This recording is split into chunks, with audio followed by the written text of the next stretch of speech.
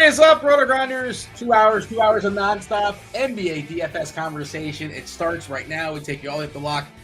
Crunch time comes in about an hour and 20 minutes or so. Myself, Bobby Gomes with the holiday beard. He's got the kind of sort of somewhat. You're sort of somewhat on vacation. I don't know if we're going to call it vacation.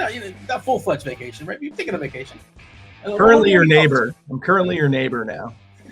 I'm now your neighbor. We live 30 minutes away from each other currently. We live like 4 or 5 or 7 or 8 Publixes away from each other. We've already discussed Publix.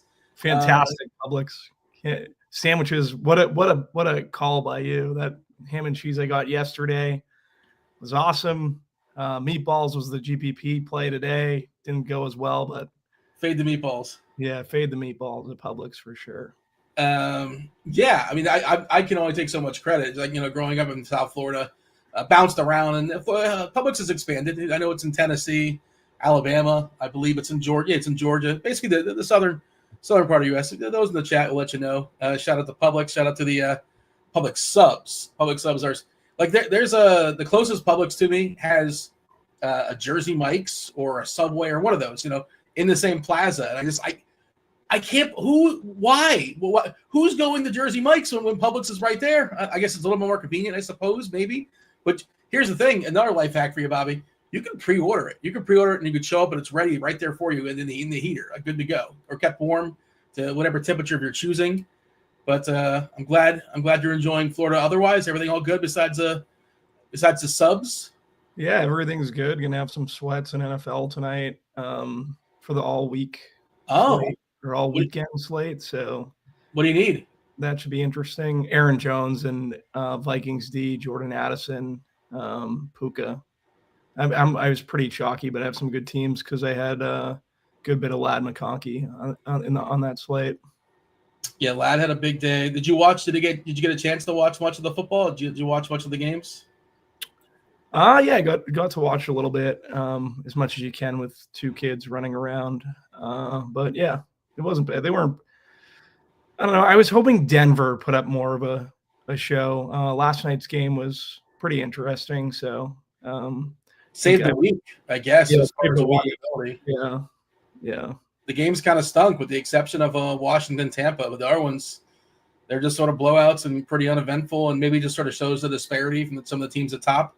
And I'm not saying they shouldn't allow so many teams into the playoffs, but also, I know that they did it to themselves, but the Bengals would have been a lot more fun if we saw the Bengals this weekend, right? Like, just from a watchability perspective, on offense. I get that, it's their fault. They lost too many games. They did the best they could. They tried to make up for it. But, yeah, the football was bad. Overall, it was kind of bad this weekend. But we do have one more game. They did move that game to Arizona. It's a neutral site now, which I thought kind of sort of ties in for the slate tonight because – I don't know. I thought there was a chance. I guess there's not a chance at this point. Maybe they do. It seems kind of late now. But there are 2 games out there in California.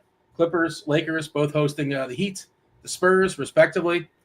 And I guess those games are a go. I know California, it's still a fluid situation. It's not officially done. But my assumption is those games will be played. And I guess that's why FanDuel got rid of those games. FanDuel and DraftKings kind of Freaky Friday. It's usually DK that cuts off those last couple of games, right, Bobby? But DK kept them. So we have 6 on DK. It's kind of a double header, right? The 4th game, if you will, of the 6 or 4 of 4 on DK. Sprint slate on FanDuel. Memphis, Houston, 8 o'clock, and then we have a 2.5-hour break. But I'm operating. I was thinking there might be like some kind of a edge, not to take advantage of a terrible situation, but like, just playing players in those 4 games and something goofy might happen in the next 2.5 hours. I don't know what the 1%, and I'm not sitting there rooting for that, obviously, but just a thought I was throwing out there. But I guess the closer we get and we don't hear anything, we're assuming both those games are a go. But yeah, the football game is going to be in Arizona. Arizona is the neutral site, which, by the way, why not Vegas? Why not Vegas? We're picking Arizona. Let's have some fun and make it in Vegas. Vegas has the Raiders. And the brand new stadium in Vegas, right? Like, yeah. The Arizona one seems like it would have been the better alternative for sure. You should have been making the schedule, Dean. For everybody. Well, nobody asked me. It's above my pay grade. You're not going to believe it, but nobody really cares about my opinion, Bobby. I don't believe that, Dean. I don't believe that. No, that's just how that goes. I see producer Steve vouching for the public subs as well. If you're on public subs, let us know your favorite public sub in the chat as well. Also, vote in the poll. Who's winning the game tonight, the Rams or the Vikings? Yeah, the Rams kind of sort of they lose their home field, their edge there. They are 2.5-point dogs, I believe, versus the Vikings tonight. But yeah, get in the poll, hit the like button, subscribe, turn on those notifications, hit everything. Beach Bum is saying the Buffalo Chicken public sub go. Is that I've never had the Buffalo Chicken. I know the chicken tenders one is supposed to be really good too. I guess they have a Buffalo Chicken version. I saw the chicken tenders one. I considered it. That's you should have won chicken tenders. Should have won chicken tenders or meatball. Yeah, and you probably have a lot of meatball experience. Like a good meatball when you see. I knew I was getting a bad meatball, and I told you this earlier when the guy asked me if I wanted mayonnaise and lettuce on it. I mean, look, I don't pretend to be a meatball connoisseur, but meatball and mayo don't mix, right? Those are not comparable, I don't think. No. Yeah, I never even heard of such a thing. So yeah, I was a little worried at that point. But the bread that they have there is like unbelievable. Like just such good sandwich bread. 2 meals out of it. You can get two nice meals out of it. Yeah. Yeah, it's definitely it's if you're ever in the neighborhood, get yourself some public subs. All right. As far as the games tonight, we have some important questionables. Some midday downgrades. Bam Adebayo is questionable. They say he's going to warm up with the intent to play. That old nonsense. He's got a back. And that, of course, that is only on DraftKings, and that is the late 2 games where you got to sort of figure something out. If you have just Bam, set up your pivots. I suppose you could pivot to Zubac, but if Bam's not playing, you're probably going to want Kel'el Ware, so you probably set up a 2v2. Of course, you have the Spurs and the Lakers you can kind of work with as well. Other potential stuff that if we don't get, maybe Crunch Time gets, Emmanuel Quickly is questionable. We got John Morant, a midday downgrade with an illness. They're running this game back. They just played this game on I think it was Thursday or Friday, Memphis and Houston, the number 2 and the number 3 teams respectively in the Western Conference. I think Houston was supposed to play the Lakers, and say they're well rested. They haven't played in a while. And Draymond Green, midday downgrade, wasn't at practice. That's standard when you're ill. You're not going to go ahead and spread whatever you have. The flu or whatever, it's just going through the NBA right now. A lot of guys seem to be popping up sick. Not just John Morant, he's ill. Draymond Green, he didn't have the fish, Bobby. He had the meatballs. Draymond had the meatballs, and that the meatballs and mayo, and that may have did him in. If you run some optimal stuff without putting any sort of no more than 3 guys on a team, you're getting yourself a lot of Timberwolves and a lot of Warriors. A lot of Timberwolves on a team that has nobody injured, which is also interesting. I ran my first optimal on DraftKings and 6 T-Wolves. And it also is because this slate doesn't really have a lot of value, right? How many 6X players are there on DraftKings as of right now? Of course, this stuff can change with injuries, yada, yada. It's a fluid situation, but there's one guy. There's one guy that's a 6X player as of right now, according to our lineup HQ projections. And that one guy is Rudy Gobert, who nobody likes playing Rudy Gobert. But this is a good Rudy Gobert matchup, obviously, against a Washington team that bleeds points in the center, bleeds points everywhere. And I believe they give the most opponent rebounds per game in all the NBA. Yeah, do you have any general rules for that, Bobby? Because I can't imagine you're going to play. I mean, it would be ludicrous to play 6 players on Minnesota in your lineup for tournaments for sure. Cash, if you want to play 4, I guess you can play 4. We can have that conversation.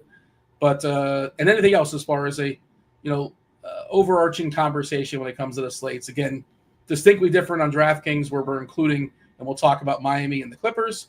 Spurs, Lakers, FanDuel is a much smaller slate.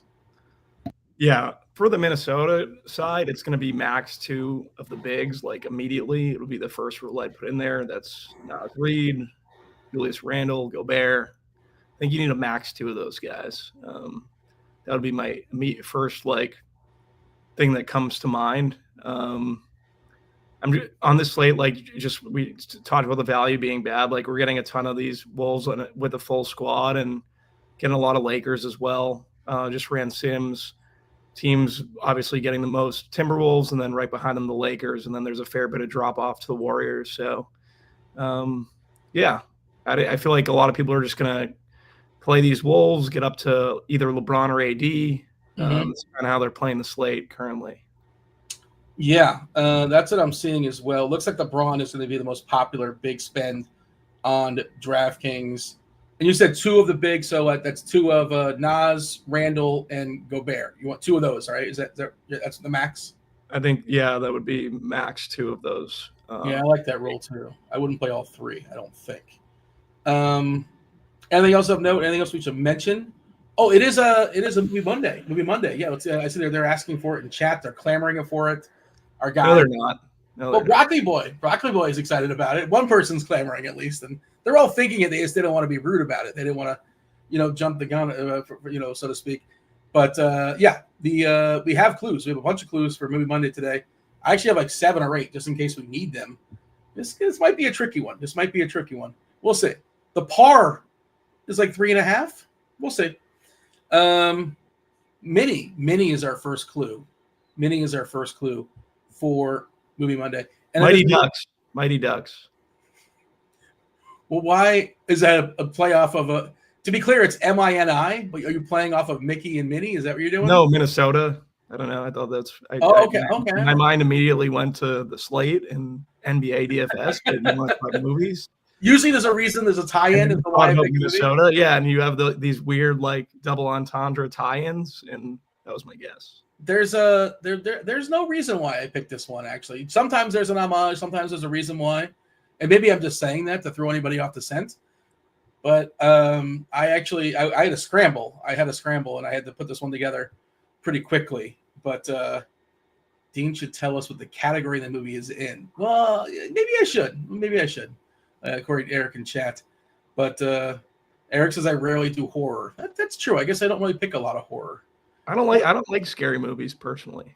No? I like that. Did you like Scream or did you like Scary Movie, the actual comedy Scary Movie? I like Scary Movie, the actual comedy, yeah. Yeah. Scary Movies. I like Scary Movie 2. Scary Movie 2 when he has the hand. That's my strong hand. That's my strong hand. That's like Chris Elliott.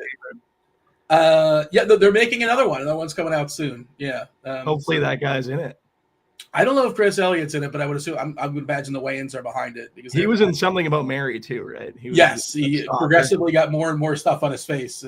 Yeah, he was on a Fox TV show many years ago called Get a Life. He was also on SNL for a while, and his daughter was on SNL, Abby Elliott. All right. Anything else we should say as far as the slates? I'm going to go ahead and check the Discord. I didn't tell the people. You know at this point. Everybody knows at this point. But just in case there's one person, what is Movie Monday? Well, you tell me what movie I'm talking about. You get yourself a week free of RotoGrinders Premium. Where do you tell me? Well, I guess you can say it in YouTube, but that doesn't count. It's not official. It's only official in the Discord channel. RotoGrinders.com/Discord, live stream chat channel. You just tell me, you tell me what movie we're talking about. One guess per. There's no MMEing. I love the guess Police Academy 3. It's a hilarious guess. Like, why not just Police Academy? I don't remember what was that. Citizens on Patrol? Was that 2? I don't know, but it's such a funny guess to me. Why would you commit to 3? I'll give you this. It's not any of the police academies. It's not Mission to Moscow. I don't remember any other ones. But we shall start off the slates. Again, just a 4-gamer on FanDuel, a 6-gamer on DraftKings. So we can take our time here, Bobby. We did mention Minnesota, and a lot of times I like to skip the first game. There's just one game on a slate, but I don't think we can skip this first one because it's the T-Wolves in Washington. They are 15-point favorites against the Wizards. Nobody on the front end of a back-to-back, 2 teams in the back end. One of those teams in the back end is the Wizards. Again, 15-point dogs here. They got absolutely shellacked, mollywopped by OKC, 40 points or whatever it was. Just absolutely put on a big hurting to the Wizards. They're pretty healthy. No Bagley, no Sadiq Bey. I don't think he's played all season long. No Brogdon. They're healthy. They stink. Minnesota's pretty good. They're fully healthy as well, with the exception of Dillingham, who's not really in the rotation. Actually, he's in the G League. But everybody's got a price pretty good on Minnesota. I guess you don't have to put the rule in, but I would imagine you're playing at least one Minnesota, possibly 2 in every lineup. I was thinking of maybe getting the 3. This was kind of my decision earlier in the day. And, of course, you don't want to be too pot committed to it early because, the association, things change pretty quickly. And all of a sudden, a team that's going to be super popular has to fall back in line because 3 other things happen. That hasn't happened yet. But as of right now, Bobby, do we have a min? You said max 2 of the bigs amongst Randall, amongst Gobert, Reed. DiVincenzo projects well. McDaniels projects well. It's a good stocks matchup. He's good at stocks. That's kind of how he is his big games. I think the interesting conversation for Minnesota is Anthony Edwards, especially on DraftKings, because he's like the 6th most popular according to our projections. Let's see. That's what it was earlier. Let's see if that's changed. He's 5th now as far like everybody's going to be owned on Minnesota, but Gobert at 40%, McDaniels 37%, Reed 28%, Randall 28%, Edwards 25%. And he's got the biggest ceiling. Of course, he's also the priciest, and salary is going to get squeezed at some point. But I think you're supposed to be over the field on Edwards at 25%. How are you handling Minnesota? Yeah, I think it's a good point on the Edwards stuff. Just because he'll end up taking away so much from guys like Jaden McDaniels, so I think is a phenomenal play, but you're obviously playing him. He's going to be chalky. Gobert, Mike Conley, Naz Reid, Randall. If Edwards has the ceiling game, you should throw DiVincenzo into the mix as well. He's taking away from all of those guys. So I think that's something you have to consider, at least trying to get at the field or above the field on Edwards. Buell Coulibaly's he's going to draw his defense. So good defender. He's a good defender. That might scare people away from Edwards. I just think the tournament leverage way to play it is to play Edwards. And to answer your question, at least one Minnesota in every team, and max would be the max I would get to would be 3. Yeah, that's where I'm at too. I'm at max 3 as well. I feel like I'm always a max 3 guy. I don't know about you. I'm usually just max. That's where I live at max 3. I don't usually push it to 4. I mean, it's all case by case, right? Depending on the slate, depending on the team. And we have those times where 7 players are out and we're down to like 8 dudes that are dressing, and we can sort of figure. And amongst like the 5 that's going to get the majority of the run, they're like 4K each, and they're projected to score 97 points. Like then you play 4. I mean, sometimes you play 5. But yeah, generally speaking, I probably max it at 3. And it's also a small slate, so maybe you can get it to 4. I'm not going to yell at you. Cash games, you probably get to 4. Minnesota, I get the matchup against Washington if the people aren't aware.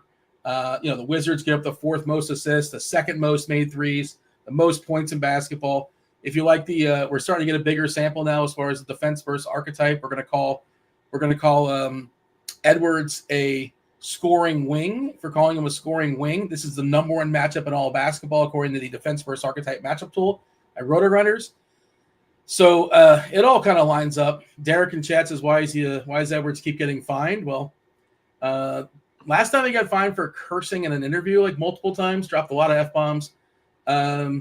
This most recent time, he flipped off the ref. So on the court, like right at the fringe of the court. Did he flipped off the ref? Yeah. What was this, a night or 2 ago? I haven't been in. Yeah. Who was the guy in the guy called the Aussie? I'm forgetting his name now. Who doesn't really play at all, but he's a good trash talker for Minnesota. Joe Ingles was trying to stop him from doing it, but yeah, he flipped off the ref. He didn't like it. It wasn't like right in his face, but he did it from afar. But still, the league frowns upon. If they frown upon this, that's absolutely hilarious. I mean, I think he's going to be okay. They find him $50K, yeah. That's $50K. I thought they would have came down harder for something like that. We got $100K for saying the F-bombs, I believe. So yeah, I think you get your money's worth a little bit more for doing point per dollar. A little better as far as flipping the bird. Maybe he'll know that going forward. But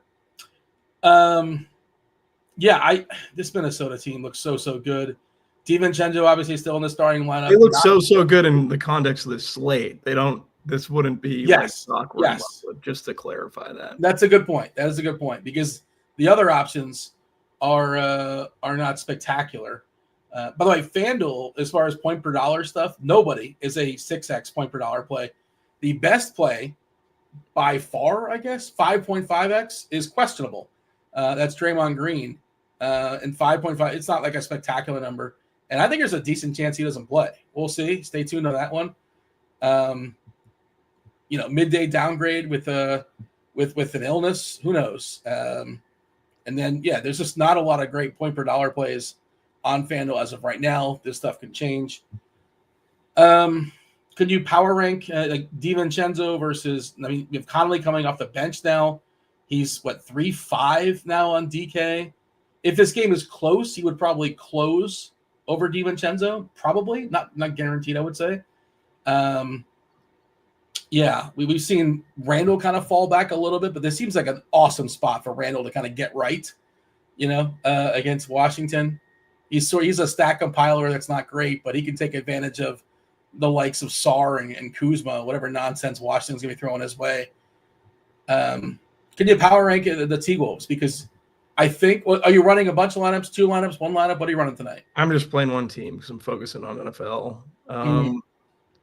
But if I had to rank them, I think it would be Gobert, McDaniels. Maybe Conley sneaks in there, although I just hate playing Mike Conley. Yeah.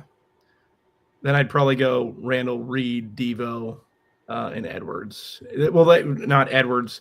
I wouldn't throw Edwards into that mix because I feel like more of the cash game. Those are more of the cash game guys, and Edwards is a tournament play, and he's grading out as a bad play. But the more I think about it and kind of how we talk through it, I'm probably going to push my Edwards. I'm in my one lineup, so I might be under. I would be under on someone on Minnesota, probably one of the bigs, whether it be Gobert or Randall, and just probably bump Trace Jackson Davis's projection just in case Draymond does sit, and just play Trace Jackson and make sure he hits my teams rather than play one of these bigs and make sure I have Edwards on that team. Golden State news is 7:30. Pretty good chance we get Draymond news before that. You just never really know. At worst case scenario, probably you get it right at the bell at 7:00, a half hour before that game starts and like the lineup drops. You'll probably get it right after lock. We'll see. We'll see how that works out. We did see DiVincenzo close last game. We have seen Conley close some as well. I guess technically Conley closed like the last 30 seconds or so. We didn't play much of the fourth quarter at all, to be honest. I would much prefer DiVincenzo over Conley the more I think about it. Like, there's just no certainty he closes, but we've seen it both ways, where Conley closes and DiVincenzo closes, depending on game flow, matchups, who's playing well, that kind of thing. I'm pretty sure Washington's one of the worst teams in the league versus 3-point defense. Yeah, so I would just prefer Devo over Conley every time. He's just a better player, and Conley stinks at this point. They give up the fourth most assists and the second most made threes. Washington, the most rebounds as well. Just the paradise as far as, I mean, Washington and I guess Toronto might be the second worst team. We'll talk about them in a second. That's another opponent you like to pick on. How about the Wizards? How about runbacks? Who do we like on Washington? They're not getting a lot of ownership basically at all. They're fully healthy. And projecting 20. They look like the Warriors, right? 28 minutes for Kuzma, 30 for Poole, 30 for Koulibaly, 26 Sar, 24 Kisper, 24 George, Valanciunas 18 minutes. It's just a bunch of and there's a lot of hedge minutes, like Rashad Holmes for a few minutes, maybe. You're not playing him, but they have him projected. I assume that in part is because of blowout.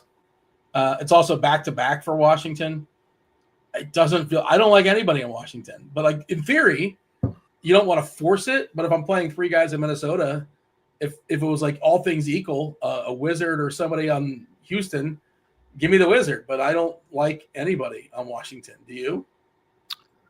Yeah, in terms of like our Sims, and it's Washington has the second lowest in terms of team exposure. I'm not getting any Washington. I'm with you. No Washington. Even on FanDuel, where it's a 4-game slate, we're just like, this is 12.5% of the player pool, right? If we're talking about 8 teams, and we're just like, nah, we're good. Ownership wise, but for what it's worth on FanDuel, you have a good price on Koulibaly. Koulibaly's 5.7 over there, which is cheaper than his price on DK. We know that kind of is a cheat code as far as if somebody's a discount on FanDuel. He's coming in at 21% owned. Kuzma at 15%. He's down to 5.9. Sar at 13, but this is mostly due to just the pool is not that big. I think it's just, if you want to make this stuff happen, by all means, sure. But I think Koulibaly is the best option. Carrington, we're given 30 minutes to. He's, playable, I guess, but none of it's good. Anything else as far as Washington, or shall we move on? No, we can move on. We'll talk some Draymond Green. Before we do that, our guy Broccoli Boy in chat is very upset. Dean says it's going to take 7-8 clues, and we're going to get 20. We only have we're 25 minutes in. We only dropped one clue so far. So let's give the people a second clue. I don't think anybody guessed it. It's not Human Centipede, but that is a good guess. Or Men in Black, or The Love Guru, which basically ended Mike Myers' career, right? It was the last we saw of him. I don't know if you saw The Love Guru, but that was not good. That is a terrible movie. So the second clue for Movie Monday is Law. Law is our second clue. So there you go. Go ahead and work with that one. My cousin Vinny. It's a good movie. You like that? It's one of your favorites? It's up there, I'm Italian. We watch it on holidays occasionally. So sure. Yeah, Joe Pesci guy. Was I right? Did I just blow the whole game? I haven't been right on one of these. Nobody's guessed it yet, but if you know it, try not to blurt it out. I'm never going to guess it, so I'm just throwing. You got to type in the Discord for that guess to be official. And then Marissa Tomei, delightful as well, right? She won the Oscar. Pesci and Ralph Macchio, of course. Spectacular movie. I would recommend it to the kids.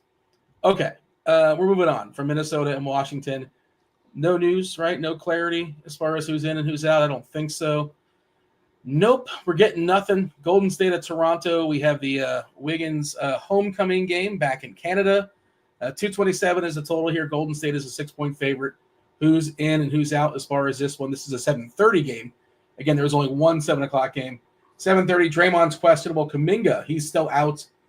No Podziemski and no Mitten, no Gary Payton. As far as Toronto, they are fully healthy with the exception of Emmanuel Quickley.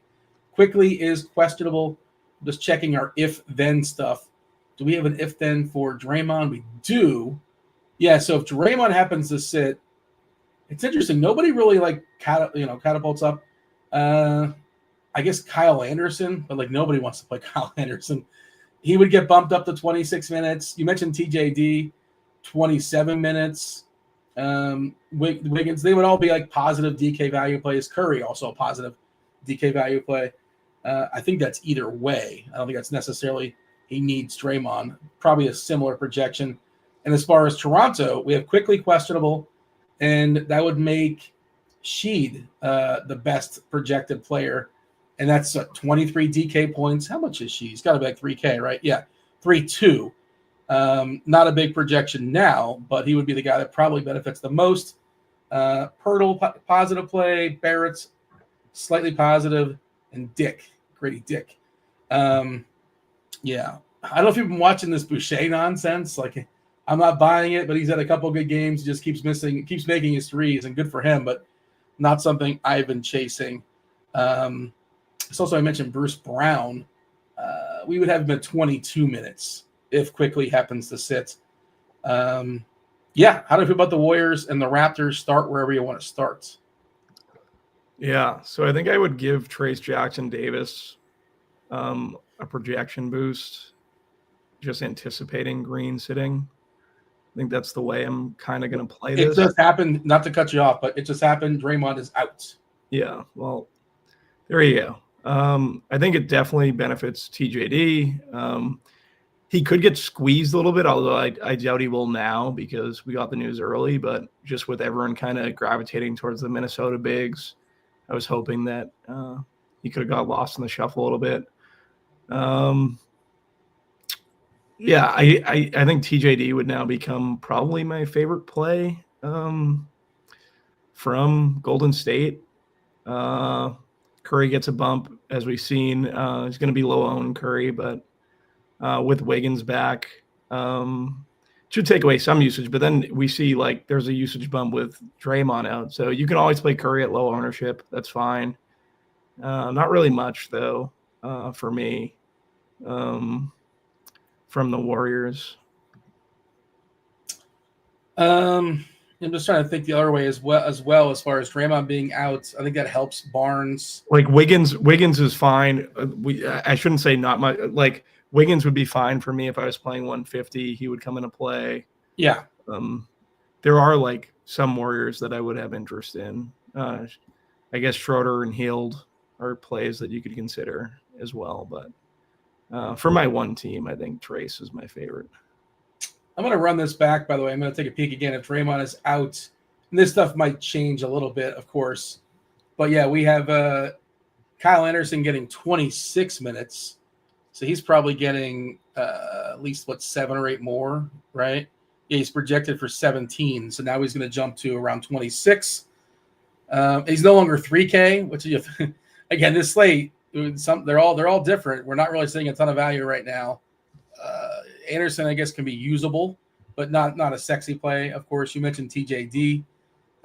He's center and center only on DK. He's 5'6". That is an interesting separator. Now, maybe you can pair him with Rudy as well. Rudy Gobert we did talk about.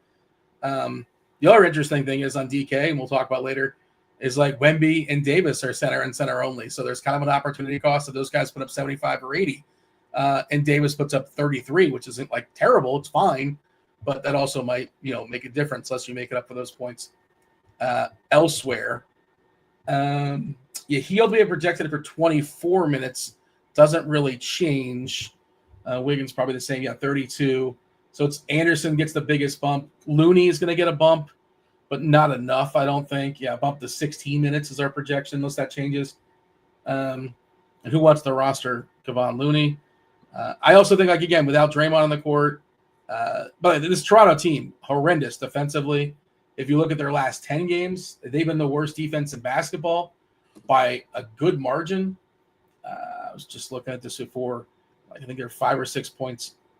I got to pull that up. But, that's the thing with Golden State. They're missing Draymond, which is not a key cog in their offense. They are without Kuminga as well. They have a huge bench. They play a lot of dudes. Like Santos is a guy that you can give a look to. Guy Santos will probably get some run. What is our projection for him? Does he get 15 or 20? 15. Yeah, I don't know if that's enough. Waters, 18. That's the thing. There's still enough dudes that nobody really gets pushed outside of Curry and Wiggins. The only ones projected for 30+ minutes. 32 Wiggins, 33 Curry, 29 for Dennis Schroeder. So it's an awesome matchup against Toronto. You want to take advantage of them, but you also got to be on the court, right, Bobby? So I'm pulling up the last 10 games because I wanted to.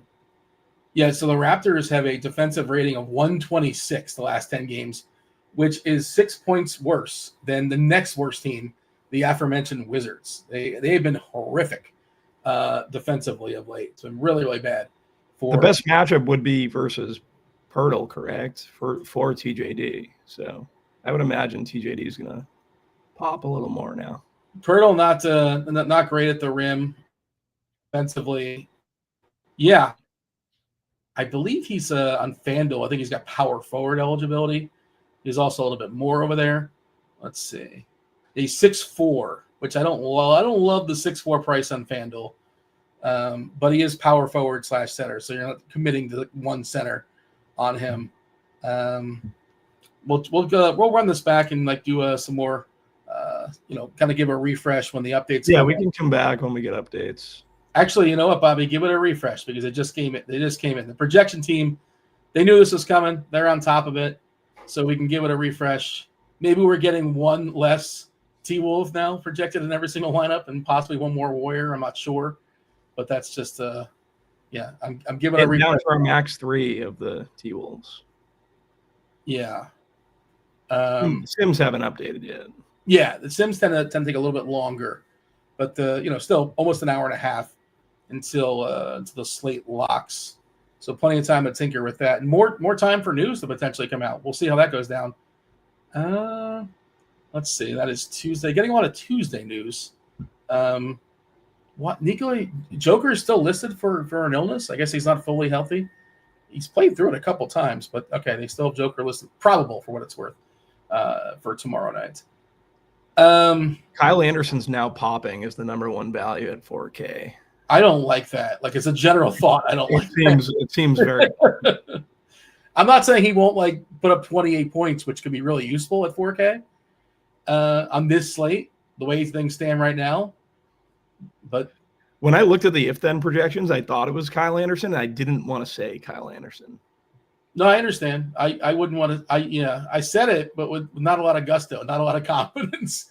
I think he starts now, right? Yeah, we're projecting him to start. We're projecting him in, to start. So Curry, Schroeder, Wiggins, Anderson, TJD.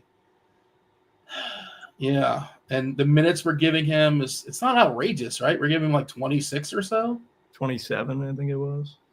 25. Oh, 25. And even in 25, he got a fantasy point per minute. A great matchup here across the board for Toronto.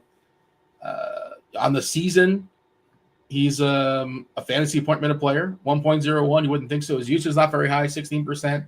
He can do some little things, right? He can handle the ball. He can rebound a little bit. He stinks.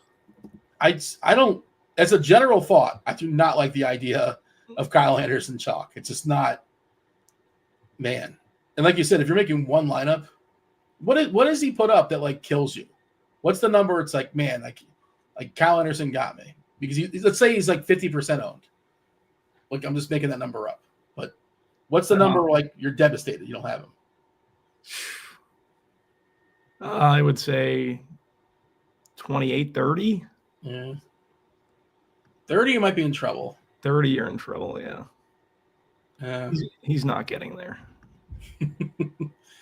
I mean, well, he doesn't mop, right? If this game gets ugly, just trying to think of different routes. And there's other guys they can play. They have so many guys, like you can't predict their rotation. It's so difficult to just plug in a value play from Golden State in general, and then you're on top of it making it Kyle Anderson. But I also understand why he's projecting, just the way the slate is set up. Yeah. I mean, if you're playing cash games on DraftKings, you're playing him. He's 4K. How much is he on FanDuel? Let's see. He is 4.5 on FanDuel. Is he still is he hitting everything on FanDuel? Yeah, he's hitting stuff on FanDuel too. He's my most popular player. So FanDuel is 4 Warriors, 4 T-Wolves. And they won't allow you to play more. So that's what FanDuel is right now. And again, shorter slate. So 4, and then a lonely Rocket. That's what I'm seeing. Yeah. 3 or 4 Warriors, 3 or 4 T-Wolves, and then a couple of Rockets. That's the first. Geez. There's somebody from New York. But the first 6 or 7 lineups I have, it's only those 3 teams on FanDuel. Yeah, I'm adding a little bit of juice, but I'm not forcing anything as far as teams. I'm adding a little bit of variance. I guess that's interesting and of note. 80 in stock. They can play Waters, Heald, Santos, Moody. Yeah. Okay. So how about Toronto? You have any priorities as far as the Raptors? No real Raptors. Just want to look. From a team perspective, I don't think we were getting a ton of Raptors either. Like the Raptors were pretty near the bottom of the list. Quickly, I think is fine. You can throw Barnes in there, but these aren't guys that I'm really trying to get to a ton. Podol, Grady Dick. That's literally it. And no, that would be from a 150 perspective. I wouldn't even consider these guys on my one team. Let's give the people a third clue for Movie Monday. We've not had a winner just yet. Some good guesses. Casey Douglas shouting out the Truman Show. Amazing movie. One of my favorites. T. Carter's asking, saying it's Ant-Man. Peterman saying Throw Mama from the Train, which is it's a random movie to mention. Lots of guesses. Philly Lakers saying Sherlock Holmes. The third clue, maybe this will help people get there, is love. So Minnie, Law, and love. That is our first 3 clues. Got 2 more coming if necessary, and I even have some backup clues if we need them. D-Rock did officially guess my cousin Vinny. It's not my cousin Vinny, for the record. It's not my cousin Vinny, but I do appreciate the you never know. It'd be funny if it was. I try to play it off there. It'd be funny if I got one of these Movie Mondays. Chop's taken it down several times. He's beating the chat. Beer's done it a couple times, and they're also doing the show. It's pretty, not to make you feel bad. It's tough. It's not that you should know this right now. Chop's a secret movie buff. He just has bad movie takes. He does have bad movie takes, but he does every single Friday. I think he rounds up the family, or at least himself and maybe himself and the wife. But yeah, he's all about and you know what? He's consistently knocking out watching his movies. I tend to too. I don't want to toot any horn or whatever. I don't want, but yeah, it's I have some free time. All right, let's move on. Detroit's taking on New York. 223 is the total. New York is playing the back half of a back-to-back. They're 8-point dogs here. I'm sorry, 8-point favorites at home. This is a big one. And New York, we know New York is terrible at giving us injury information. We're almost for certain at 6 o'clock. Just mark your calendar, set your alarm. We're going to get game time decision, Jalen Brunson. That's what New York's going to do. They're not going to give us any clarity. Every once in a while, it'll surprise us. But he is questionable. Detroit is as healthy as they're going to be, right? Ivy's out. He's going to be out for a long time. We saw Brunson lead the game last night, went to the locker room. So I think there's a legit – he came back and played, but maybe like something changed overnight. I don't know. I think there's at least a chance he doesn't play this evening, which certainly would matter. But I don't know if we're going to know that until 7 o'clock. But as of right now, we're going to assume that he plays. If then wise, do we have anything for Brunson? If then, Cat really, really jumps off the board. Yeah, he gets more usage, more fantasy points, more everything. McBride would look like a pretty decent value. 28 minutes would give him 25 fantasy points on DK, 25 on FanDuel. But his price has come up a little bit. Yeah, he looks like a pretty positive play if we happen to lose Brunson. But Cat would be the guy. And that's we're talking about centers, Bobby, right? We've talked about you like TJD. We talked about Gobert's price specifically on DK. On FanDuel, he's not like this. I don't want to say lock and load, but like on FanDuel, he's not nearly as strong a play. You can roster two. How do we feel about New York? I guess first, assuming Brunson's in, and then you want to play the if-then stuff. Yeah. So if Brunson's out, Cat becomes a phenomenal play, and he's likely going to get squeezed. It's going to be tough for his ownership to really climb, right? Just because you have like AD, Wemby, you have all the Minnesota values at the center position on the first game, pretty much in the first game, or with all the values like on the slate seems to be like at the bigs. A lot of opportunity costed, just in terms of being if you're a center or power forward on the slate. So, yeah, I think Cat is someone to get overweight the field in tournaments, maybe boost his projection. We currently have him at 59.56 if Brunson sits. So that's a big number. But it would be interesting if Brunson were not to go. How do you think Brunson will sit? Like, what's your lean there? I think there's like a 30% chance he sits. I think there's a legit shot. I do. If it was a 50-50, I'd lean. He plays. He's a tough guy. He tends to play through stuff. But like he was legit. Like he went to the locker room. He had a wrap on, I believe. So we'll see. We'll see how he feels today. But it wouldn't shock me. Typically, I'm like, yeah, they're just playing. He plays. He gets through everything. I think there's a chance. I would say a 1 in 3 chance. Although it's only a 50. Never mind. I saw somebody mention. Naked Gun in the movie, in our Discord, and there's a line from Naked Gun. The guy says, "Doctors say there's a 50-50 chance he lives, although there's only a 10% chance of that." So I don't know if you know the Naked Gun movies, but they're known for lines like that. I was trying to do it and I butchered it. I see Tim hanging out in chat. Tim knows what I'm talking about. He can vouch for the Naked Gun series. To be official, somebody gets Naked Gun 2.5, not the original Naked Gun. That's still in play. How about Detroit? Yeah. Cade would be the one, just with pick and roll scoring. It's a really good spot for Cade. He's going to be low owned. So I don't mind getting to Cade at all. I think he makes for a solid tournament option. Outside of that, like I don't know how much I love Detroit or getting to Detroit on the slate. Any interest from your end? I think Cade's a really interesting tournament play because I don't believe he's going to get played. I mean, I'm going to see if I'm doing a refresh now as far as ownership stuff. We have ownership stuff as of 6 minutes ago, so I assume it's pretty up to date. This is on DK where it's just a 6 games, and we have Cunningham at 6%. He's a big spend. There's not a ton of value, a little bit more opening up as we progress, and there's, if we happen to lose a couple more players that make sense, and we get some cheapies that make sense, and all of a sudden now we have more money to get Cade. But running Cade and Cat together seems like an interesting combination, especially if you happen to lose Brunson. It seems like an interesting skinny for sure. Yeah. Maybe Jalen Duren in large field stuff as another center you can kind of throw in the mix. I don't know would you have interest there? No. It's the worst matchup for rebounds. No team gives up fewer opponent rebounds than New York. Yeah. Detroit, by the way, is really good at rebounding as well. They give up the fourth fewest. So both these teams are good rebounding teams. I don't really love, but Cat can step out in the threes. Like, he's not somebody that's confined to the center. Yeah, he'd pull Duren, so maybe that's not the best play. I'm not really in on Duren. I mean, we haven't seen it a lot this year, few and far between.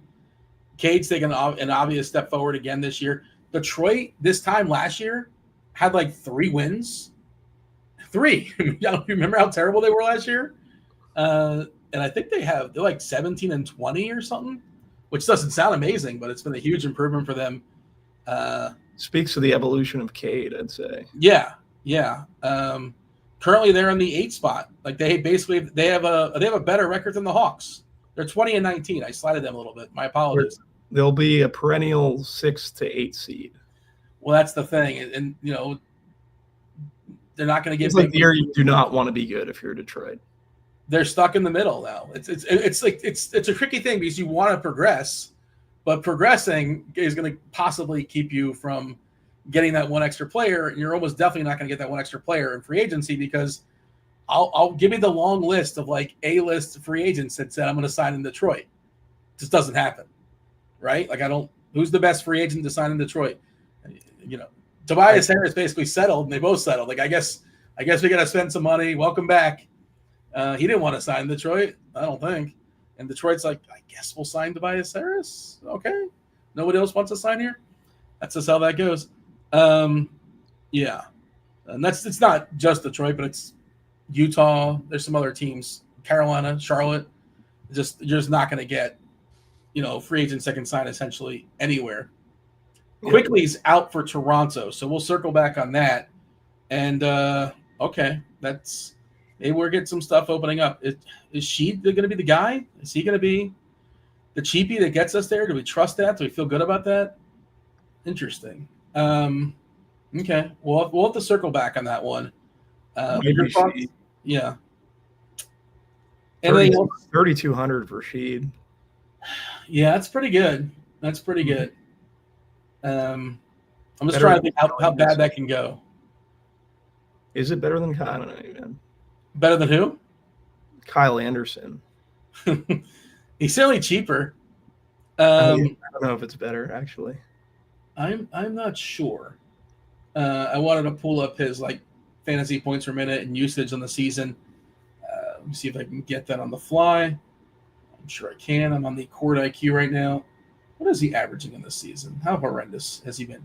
0.84 fantasy points per minute on DraftKings. It's not terrible, not amazing. Usage is okay. It's 17%-ish. It's not ideal, but you get what you pay for. And most importantly, the minutes thing, right? How many minutes we're going to get? I think we're going to get somewhere in the mid-20s.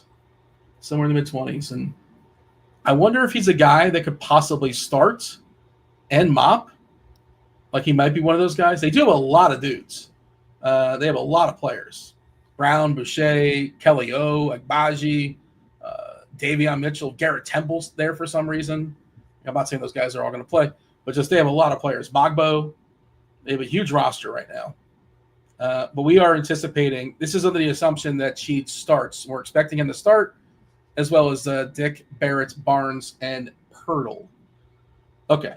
We'll get a projection update. If he starts, he would, for me, I think he'd be right. Yeah, we have a projection update. 100% of 100 teams for me, I'm getting Jamal Sheed. So, how many minutes are we giving him? Like mid-20s? Let's see. 28. That's a lot of minutes. If he gets 28, you got to feel good about that. Yeah, okay. Even if you get like 25, should be all right. Bruce Brown, we're giving 22 minutes to.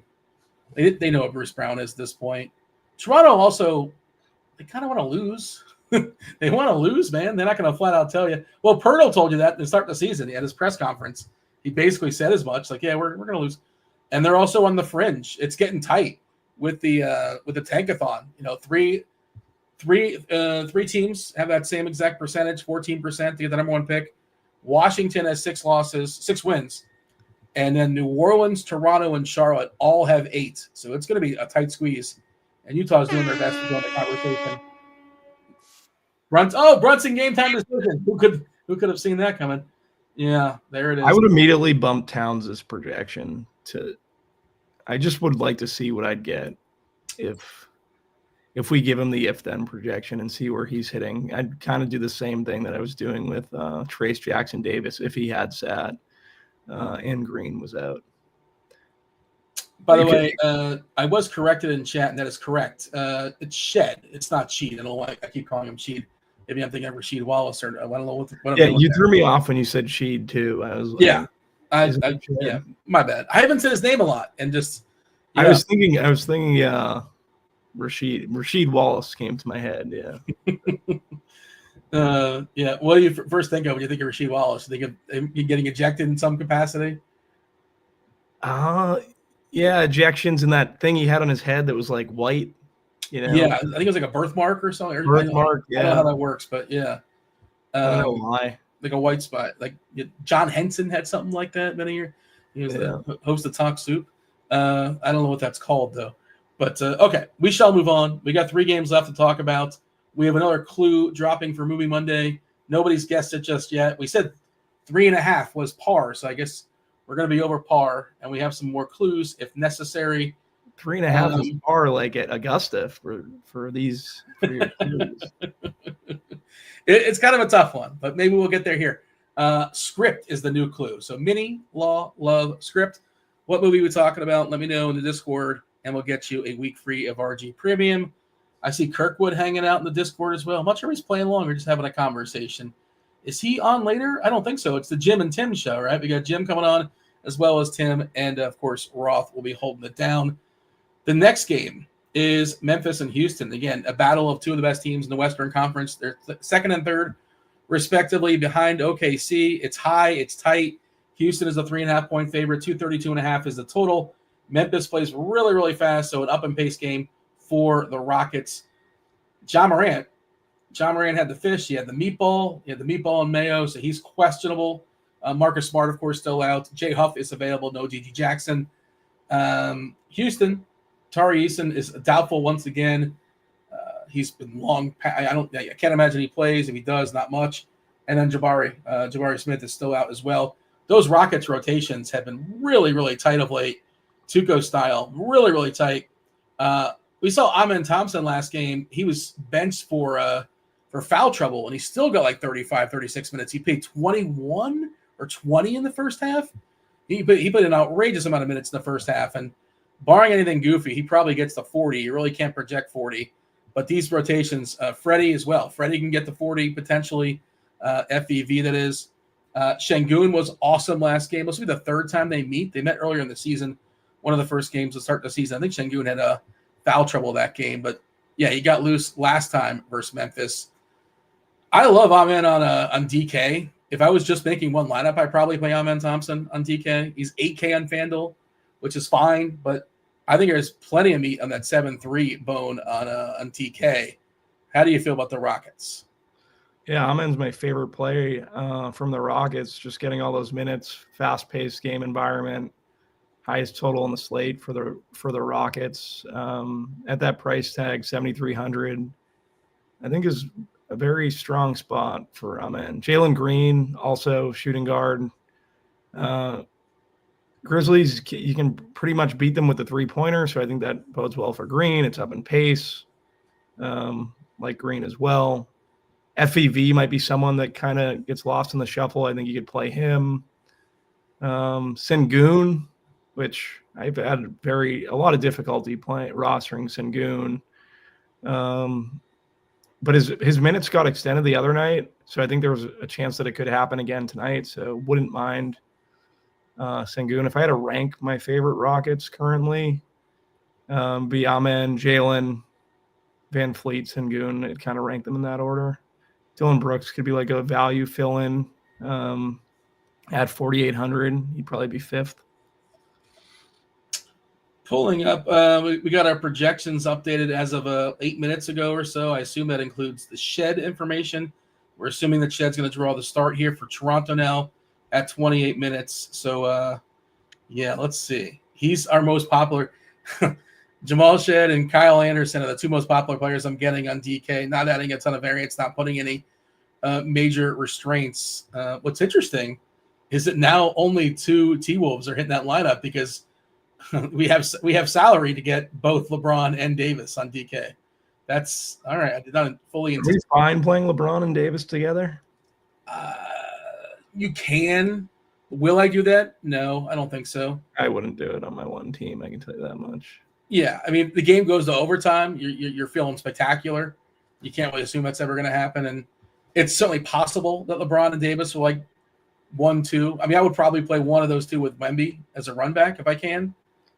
Wemby's a little bit more, obviously, but yeah, that's interesting. Yeah, that's the much better way to play it. Is one of the two with Wemby. Let's see what we're getting on. FanDuel. Anything different? Obviously, it's different because there's no LeBron, there's no Davis available on FanDuel. FanDuel stops the slate at Memphis and Houston. So yeah, who are we going to spend up for on FanDuel? Well, let's see. I'm buying time as my lineups are getting made. Kyle Anderson, the most popular, is Shed at 56%. How much is he on FanDuel? It's 4K. So Steph's coming in at 41%, and Edwards at 41%. Yeah, you don't get a 3-point bonus over there, but you do have salary to play with.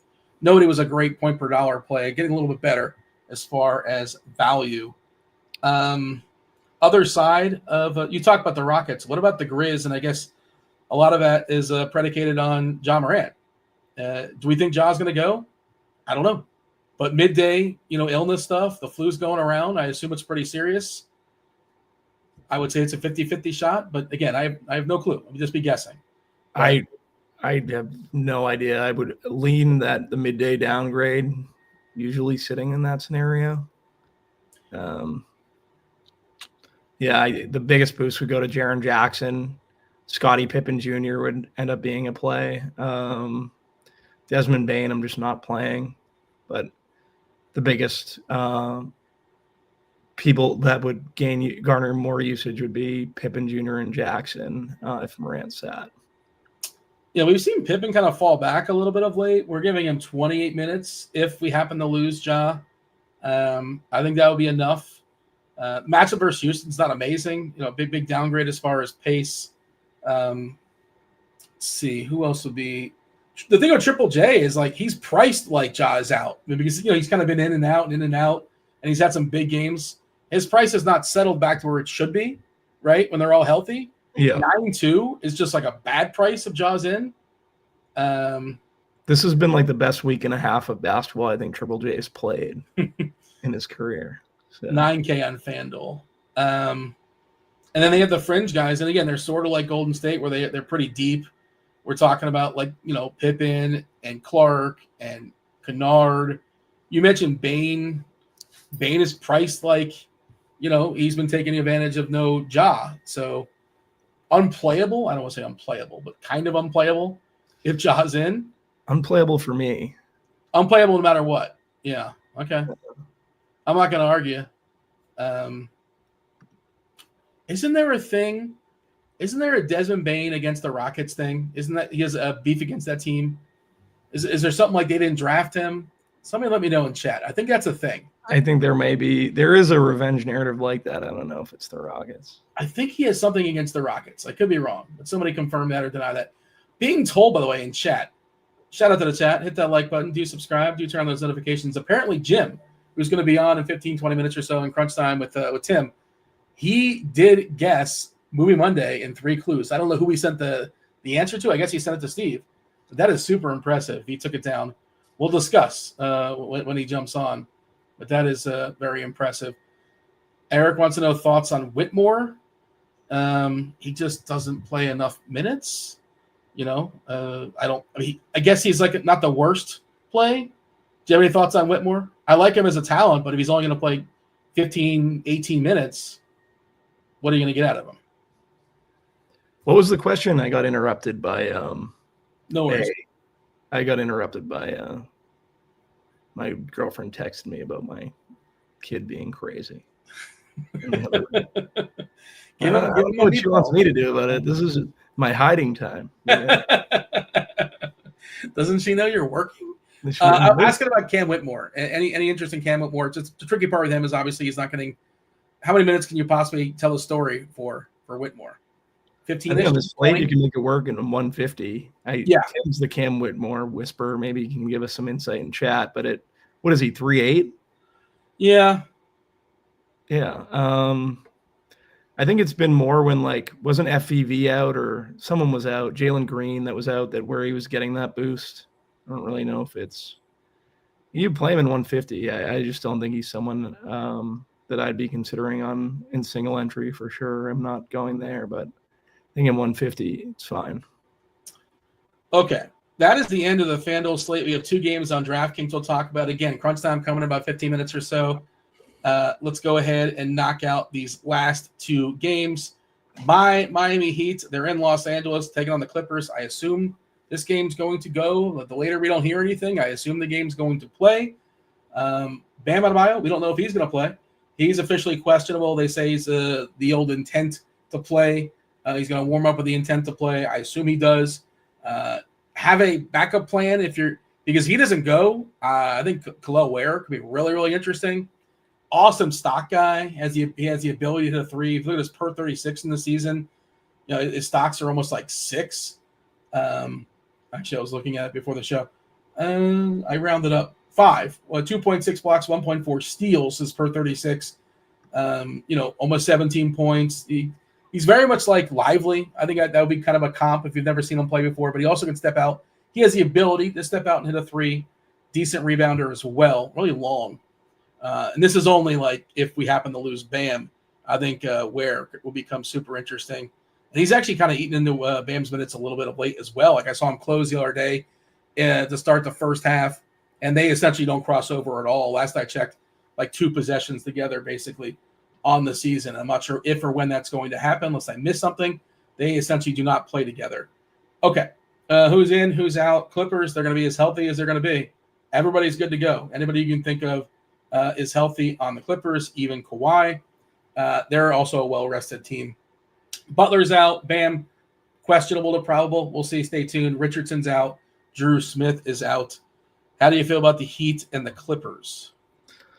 Yeah, for me, Harden at 8.3 is one of the better prices we're going to get on a player on the slate. So really like Harden. Derek Jones Jr. just hit our first optimal at 3.2. I have no idea why. But what is his projection? 18 points? I just ran Sims, and that's what I got, and it just doesn't make a ton of sense. Zubac at 25%, getting him. I guess if Bam's out, Zubac kind of definitely has a better ceiling. Sure. So I don't mind Zubac. Norm Powell, I think you can throw in the mix there. But yeah, I from the Clipper, it would definitely be more Clippers than Heat for me, unless Bam is out, in which case I still don't know how many of these Heat players I want to play. Probably not many, I guess. Where would you be at on the Heat? I mean, where's the guy I would look at?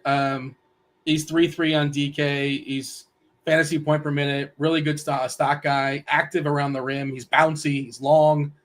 He would probably, I don't think we have an if-then set up for it. He can't have an if-then set up for everybody. But if we did, my guess would be he'd be projected for around, 28 minutes or so. And that would be, fantasy point per minute guy. The matchup I don't love for Zubac per se, but, he would project really, really well for me. So that's the guy I will want to play. It's just the thing is you got to map it out, right? You can't just have Bam and that's it. You got to have multiple players in this 10 o'clock block. Otherwise, it doesn't make any sense. I wouldn't play just Bam. Well, I guess you could. No, you're playing two. Yeah, or I mean, you could always just move Bam to Zubac, but if Bam happens to be out, you want to be able to take advantage of it and play where, and then elevate somewhere else. And you got the Spurs and the Lakers to work with. Also, both those games going down 10 o'clock. I think the Lakers actually have. Well, yeah, they're both 10:30, so they're at the same time. But as far as Miami, I mean, Heroes just really worked his way up to 8.5 now. It's just hard to pay that off. We've seen Jaquez be better of late. Jovic, like Nikola Jovic has been pretty good. What about I was going to say, what about Jovic? He's up at 4.9, correct? Yeah. Rozier's been getting a ton of minutes. He's just kind of stinks now, but they're giving him a lot of run. Highsmith, I don't like to dissect or figure out the Heat rotations. It's tough. We've seen Robinson falling back of late. It's just their lineups they're fickle. They're fickle game to game, and a lot of it's like in-game adjustments and like who's hot, who's not. Some players will play 30 and then they'll go to 15 and they'll be DMP the next day. It just bounces around a lot. Hero's the constant, but do we love that matchup? Not really. And then Harden's pretty good. I think Harden's pretty good at 8.3. He's fine. Leonard got projected for 20 minutes, eating it a little bit, but it's just you can't play him. Obviously, you're not playing Kawhi. He's the worst point per dollar player on the board at 7.6. I agree. Like, is Kawhi even going to show up to play? No, he's expected to play. Yeah, I know he's expected to play, but just seems like just Kawhi narrative that he never wants to play. But yeah, no, I know they're trying to ease him back in. He didn't play the last game he didn't play because I think he had some family with his family. He was trying to save his house or his family, so they let him go. Yeah, I'm pretty sure he had something to go on with that. I'm being told we got to drop the fifth clue. We still don't have a winner. Oh my god, this is getting interesting. We don't have a winner. Tim won. No, Jim won. But the fifth. We're gonna get a winner now. Maybe we'll see. Element is the fifth clue, Bobby. This is gonna do it. I know you like to plug it all in the Chat GPT. I don't know if that will get you there. I'm not advising that, but I like to Chat GPT proof my games if possible. I haven't done it. I haven't done it in a while. Mini, Law, Love, Script, and Element. Those are my 5 clues. It is not Downsizing or Aaron Brockovich or Little Shop of Horrors or Minority Report. Amazing movie. Very underrated. Or The Fifth Element. Kobe. All right. Some guesses are pouring in the Discord, though. Somebody's going to get it. If not, I have some bonus clues if necessary. We will go to those because we have crunch time coming in about 10 minutes or so. Anything else of notes as far as Miami and the Clippers? Or do you want to talk about the Lakers and the Spurs? We can get into the Lakers and the Spurs. 221.5 is the total. The Spurs are 4-point dogs here. We have another questionable player that who knows when we're going to get clarity on that. That player is Jeremy Sohan. Sohan is questionable. He's got a back. Anthony Davis is officially probable. Bronny James is questionable with an illness, which I don't think that changes anything, but okay. Otherwise, we're pretty clean here. Spurs, Lakers. You want to start with the Lakers? You prefer LeBron to Davis? I much prefer LeBron to Davis. I would split the difference in terms of ownership just because I think everyone's just going to play LeBron because optimizers and sims are going to tell you to play LeBron. And really just like, is LeBron that much better in terms of ownership than Davis in the spot? I know Davis has struggled with Wemby in the past, but I don't know. I feel like I'd probably want to get more Anthony Davis than what I'm currently getting if I was playing 150. And yeah, I think I think the games, this like individual game stack, Wemby, Davis, Wemby, LeBron, I think it's a very interesting way to play and how you should possibly play this slate tonight. Let's see. Davis put up 50 DK points. That's not enough. It's not terrible. On the 27th of November, I think that was. And I think if they played twice, right? 50 and 65 earlier in the season. So, he put up 40 points in the bucket the first time they met this year. Only 65 DK fantasy points on 40 points is kind of disappointing. But yeah, I think they're both fine. The center, I like a lot of centers tonight, so that's maybe the reason why I would probably lean LeBron. Also salary reasons, but certainly not going to besmirch, not going to tell anybody not to play LeBron. Never going to do that. Talk to me about the Spurs. Yeah, for the Spurs, like I said, I think it starts with Wemby. I think he's a very strong play. Minutes have been extended, so fine with that. Fine with getting to Wemby. And then from a value perspective, like on the Spurs, we're not – I honestly – I think that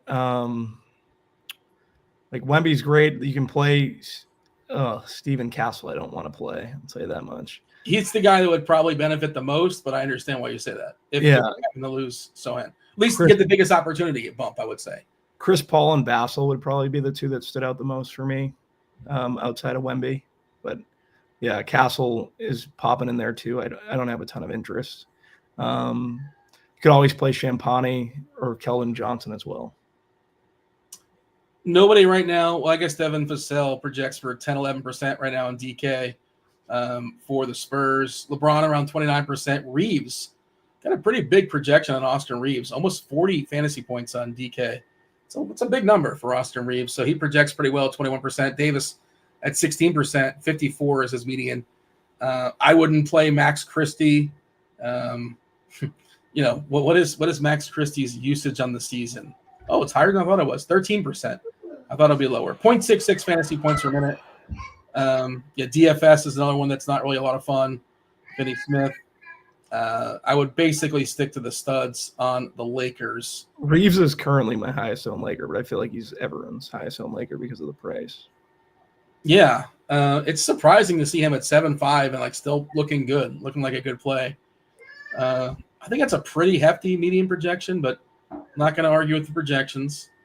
Let's see. Anybody gets our movie? You know what? We're going to have to go to bonus clues. I can't believe this. We're going to bonus clues. So mini Little Fockers being guessed there by T. Carter. It's not The Incredibles that Jay Swift is throwing out there. I'll tell you, this is a movie from the last 15 years. I can give you more information, actually. Let me see if I'll drop the next clue, a bonus clue, and then if more information is necessary, we'll do that. But the bonus clue is Eagles. Eagles is the bonus clue. Eagles is a bonus clue. Get yourself a week free of RG Premium. Be the first person. Let me know what movie we're talking about here. Just want to circle back. I know Crunch Time's coming in there momentarily. You said you have one lineup tonight? Yeah.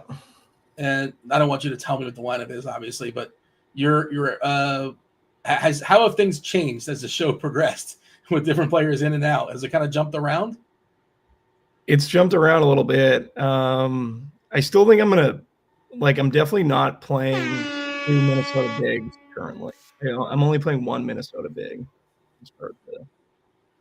on my team, and then I'll play McDaniels. Probably playing Gobert. I didn't think I was originally playing him, but Is Gobert good chalk on DK, or is he bad chalk? I think he's good chalk at 5.2. How much worse? What kind of stinker can he put up where you're just obviously you don't. It's possible he puts up 31 fantasy points and you don't need it. You didn't kill your team necessarily. If he gets 24, I'm going to be pretty upset. Yeah. But what does that look like? What does 24 look like? 9 rebounds, 9 points, a block and a steal, something like that? Yeah, he'll beat 24 for sure. So I was trying to think of ways to get away from him, but I just think you play him.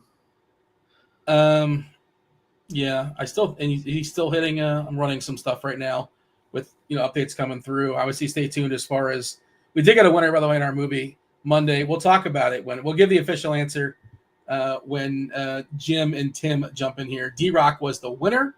Shout out to D-Rock. D-Rock is passing it on. D-Rock passed it on. D-Rock is the man. D-Rock is so good at this game. Yeah. He's so good at this game. Got the home version for sure. Gifted it to T. Carter. So shout out to T. Carter. Get yourself a week free of RG Premium. I guess we're going to have – Roth wants me to explain the clues. We'll explain the clues when Well, you know what? Maybe we can have Jim explain it. Jim and Tim are coming on in a second. We'll explain the clues. It'll all make sense soon enough, momentarily, because I know. Oh, Crunch Time is here right now. Let's go ahead and do it. Let's bring in Crunch Time right away.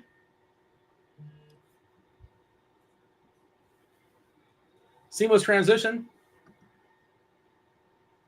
I think we caught Steve doing something else. Steve giving out premium. We did not get the seamless segue. Did we lose Steve? We might have lost Steve. Did we possibly lose Steve? Because then I don't know what we do. I don't have the capability to bring Crunch Time in. But hopefully we get Steve in here momentarily, or Crunch Time, to figure this stuff out. But if he happens to lose power, would the whole deal go down? Are we still on the air? Let us know, YouTube. Hit that like button and let us know if we're still actually on the air, because I don't know what's going on. Yeah, Steve's internet just went out. So I guess that means we're waiting for Crunch Time to come in. Do we have a backup producer? I'm sure TJ's lurking. Yeah, TJ in the bullpen. Let's bring in the righty. I don't know, but that was some great timing. If I would have just been a little bit quicker to seamlessly segue, all of a sudden, Roth said we're doing fantastic. You guys got it. Thankfully, it's only a four gamer on FanDuel, a 6-gamer on DK. They got plenty of time. Hopefully, Steve jumps in there momentarily. Dean, this is like what you're made for. You can talk like the best of them. So. Oh, I could, yeah, for sure. But it's always increased usage if I'm on the show with you individually for yourself, but now it's more. Well, I wanted to explain the clues, but I also wanted to bring in Jim, because I shout out to Jim for getting it in 3. He wins more premium. I know he has premium. I presume he has premium, but he gets even more with Bobby. We'll go ahead and explain the clues as we're killing some time. Hopefully, we can get Steve to fire up, get his internet going, and we can bring in Tim and momentarily Tim and Jim. But here, I'll explain it to you. I'll explain it to the people. D-Rock knows the answers, but first clue was Mini. Mini Cooper is a car. Mini Cooper is a car. You've heard of a Mini Cooper before, right? Yep. I saw somebody guessing Mini Cooper. They were guessing that show, the movie with Mark Wahlberg and the Mini Cooper. I can't remember the name of it now. It's a racing movie or something. But yeah, it is a play on Cooper. Bradley Cooper. Bradley Cooper stars in this movie. His co-star is Jennifer Lawrence, and she's also known as J-Law. Have you heard that before? I have heard of that. I've used that. I think she's my celebrity crush. I thought it was somebody else. I feel like we discussed this. Is she number one in the power rankings? Oh no, she was before the Sweeney chick. Yeah. Okay. Yeah. I might lean J-Law. Yeah.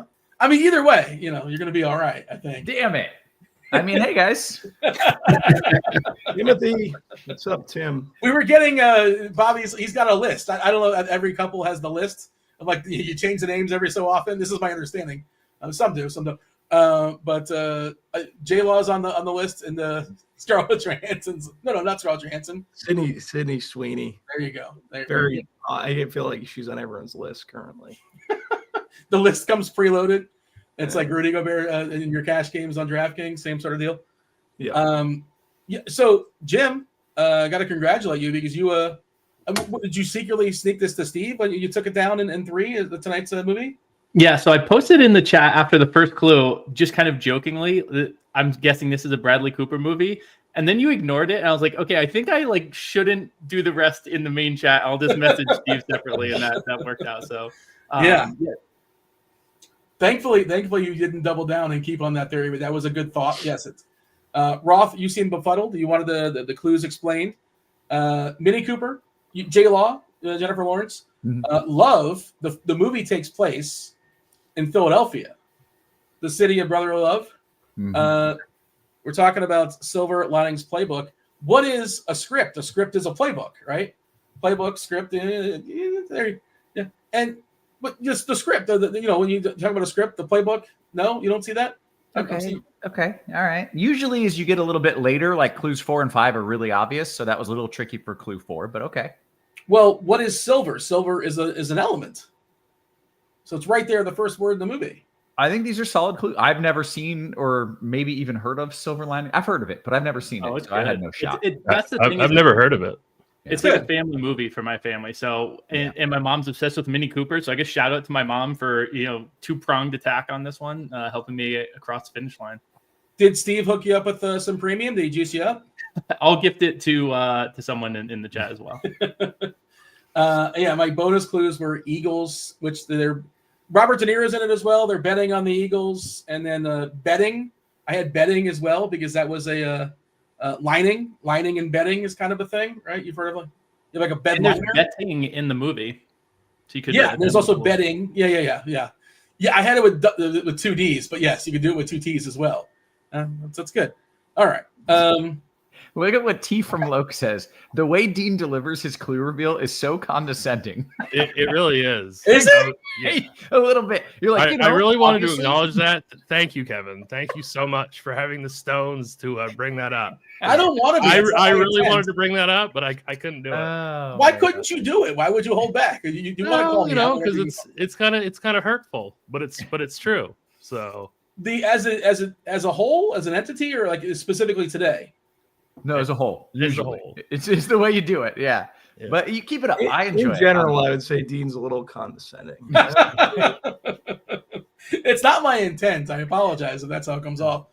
I was watching randomly today. I was watching Alex Trebek. I saw a clip of him. Like randomly, you see like it was like football was a category in Jeopardy, and then he went 0 for 5, and he was so condescending to all these. They know everything about space and science, but they don't know what a kicker is.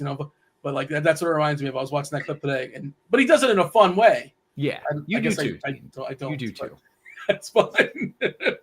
Anything else, Bobby? We got to step aside and get out of here. Thankfully, there's plenty of time. Plenty of time for crunch time because it's only 4 and 6, depending on where you're shopping as far as the games. But congratulations to D-Rock and for gifting the week free.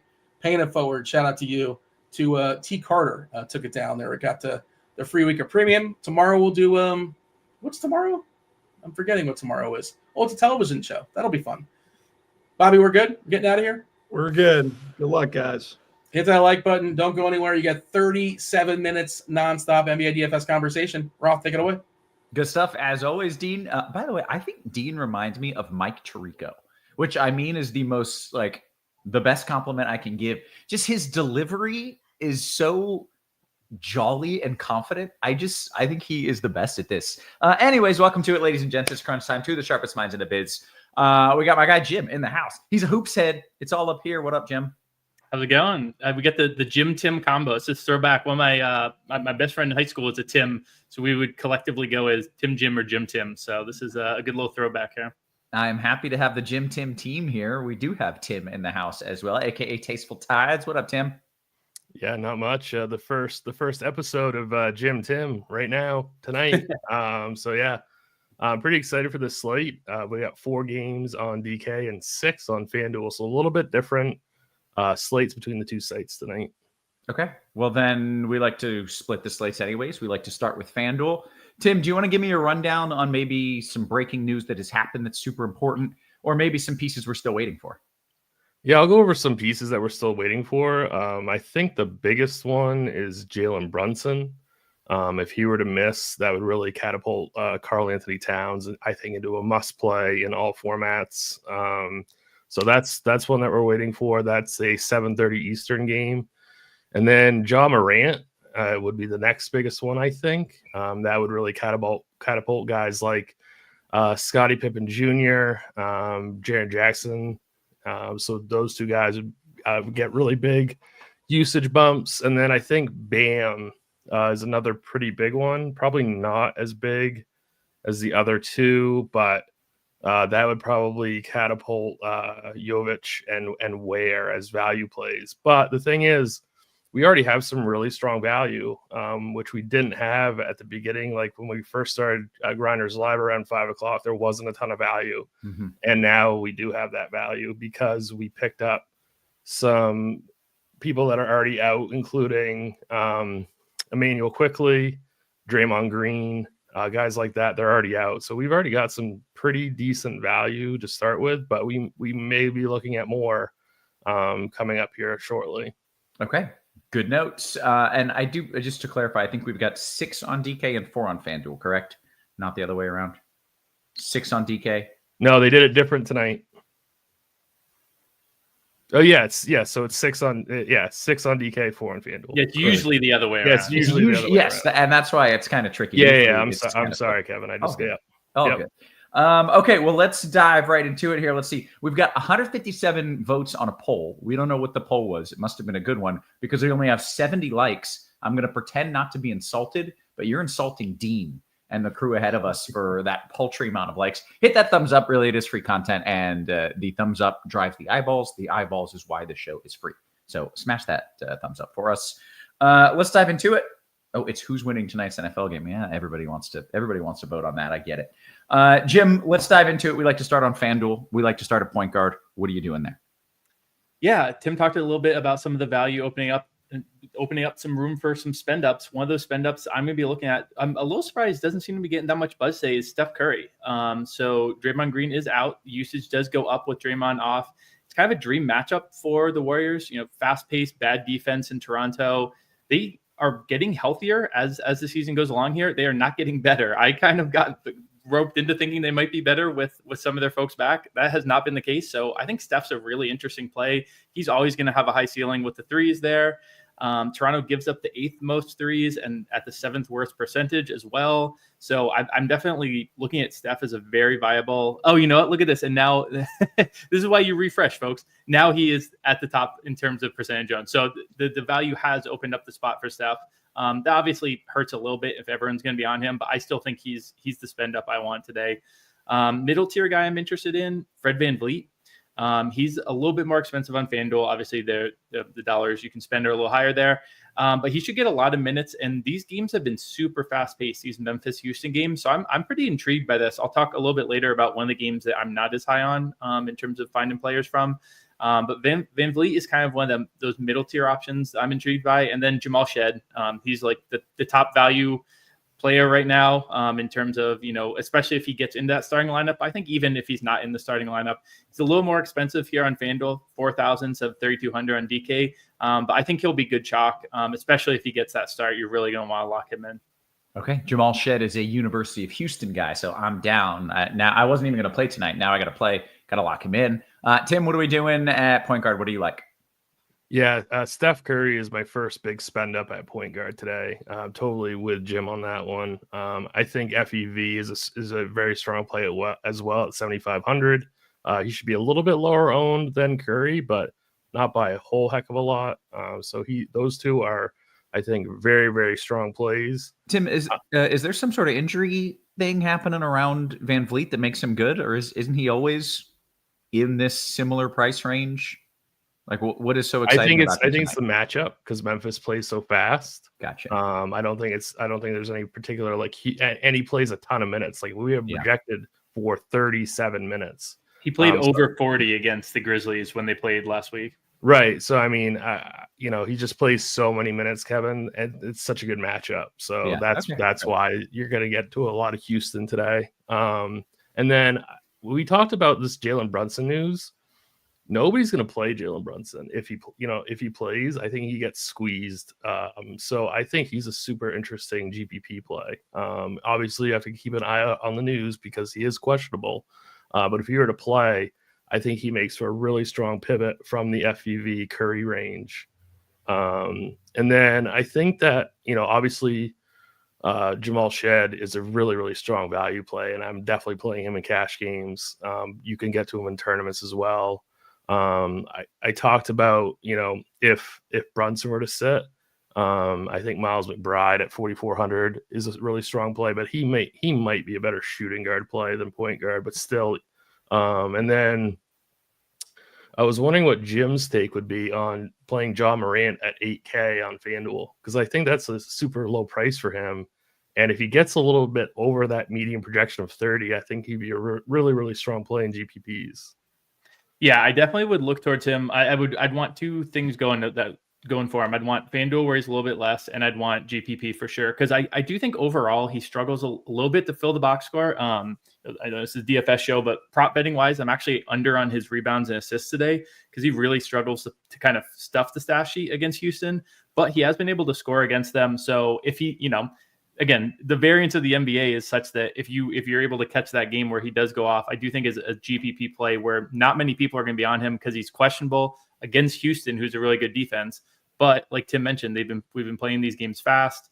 Memphis always plays fast, but Ja is, kind of the driver of that pace to a certain degree. So I think I'd be interested. FanDuel GPP, if he plays, I would definitely get a little bit him in my lineups.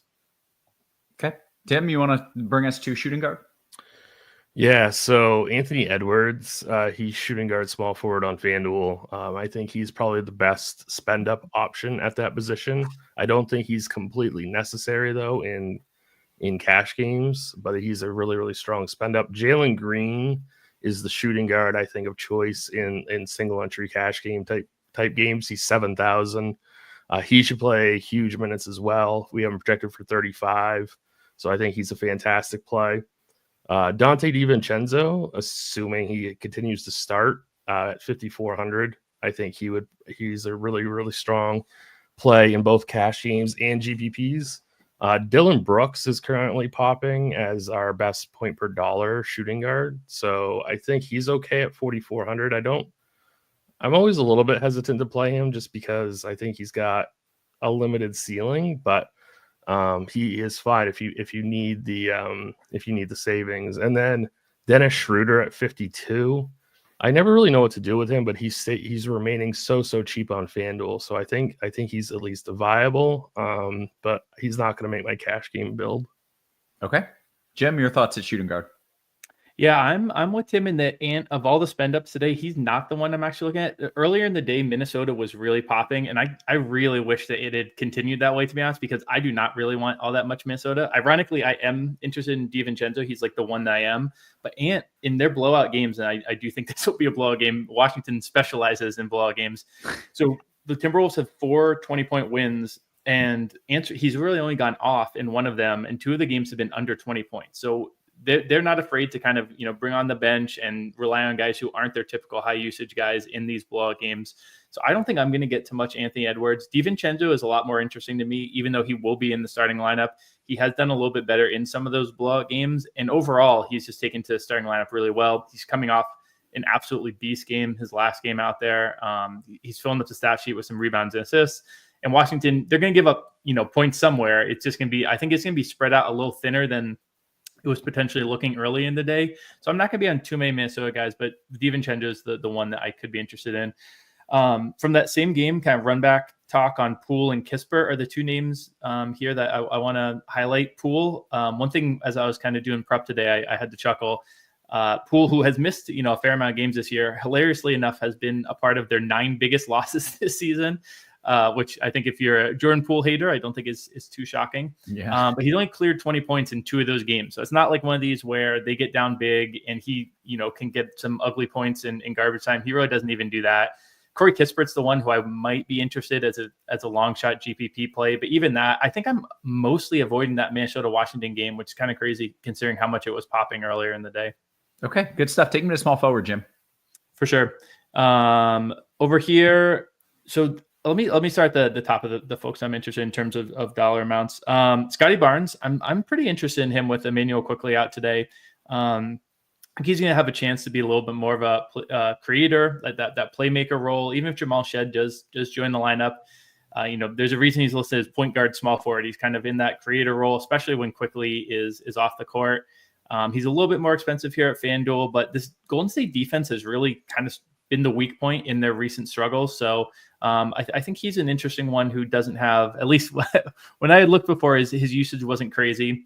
Amin Thompson is another one who it seemed like he was getting locked in lineups for like 10 days straight. And now he's a little bit less of a lock, but I still think there's some value here potentially in a fast-paced game. His price obviously has gone up as he's been playing better, but he's an interesting name to me. And then a couple of Heat guys. The Heat are on the slate for FanDuel, correct? Or are they only on the DK? No. I think they're only DK, right? Yeah, they're only DK. Okay, so I'll save thoughts on that for DK side. Okay, Tim, your thoughts at small forward? Yeah, so I don't mind the Scotty Barnes call at all. I prefer RJ Barrett on FanDuel at 7,700. He would be the Toronto piece that I get to. I don't mind Jaden McDaniels also at 4,800. I think he's a really, really strong play. Kyle Anderson's going to be your cash game play. He's at 4,500.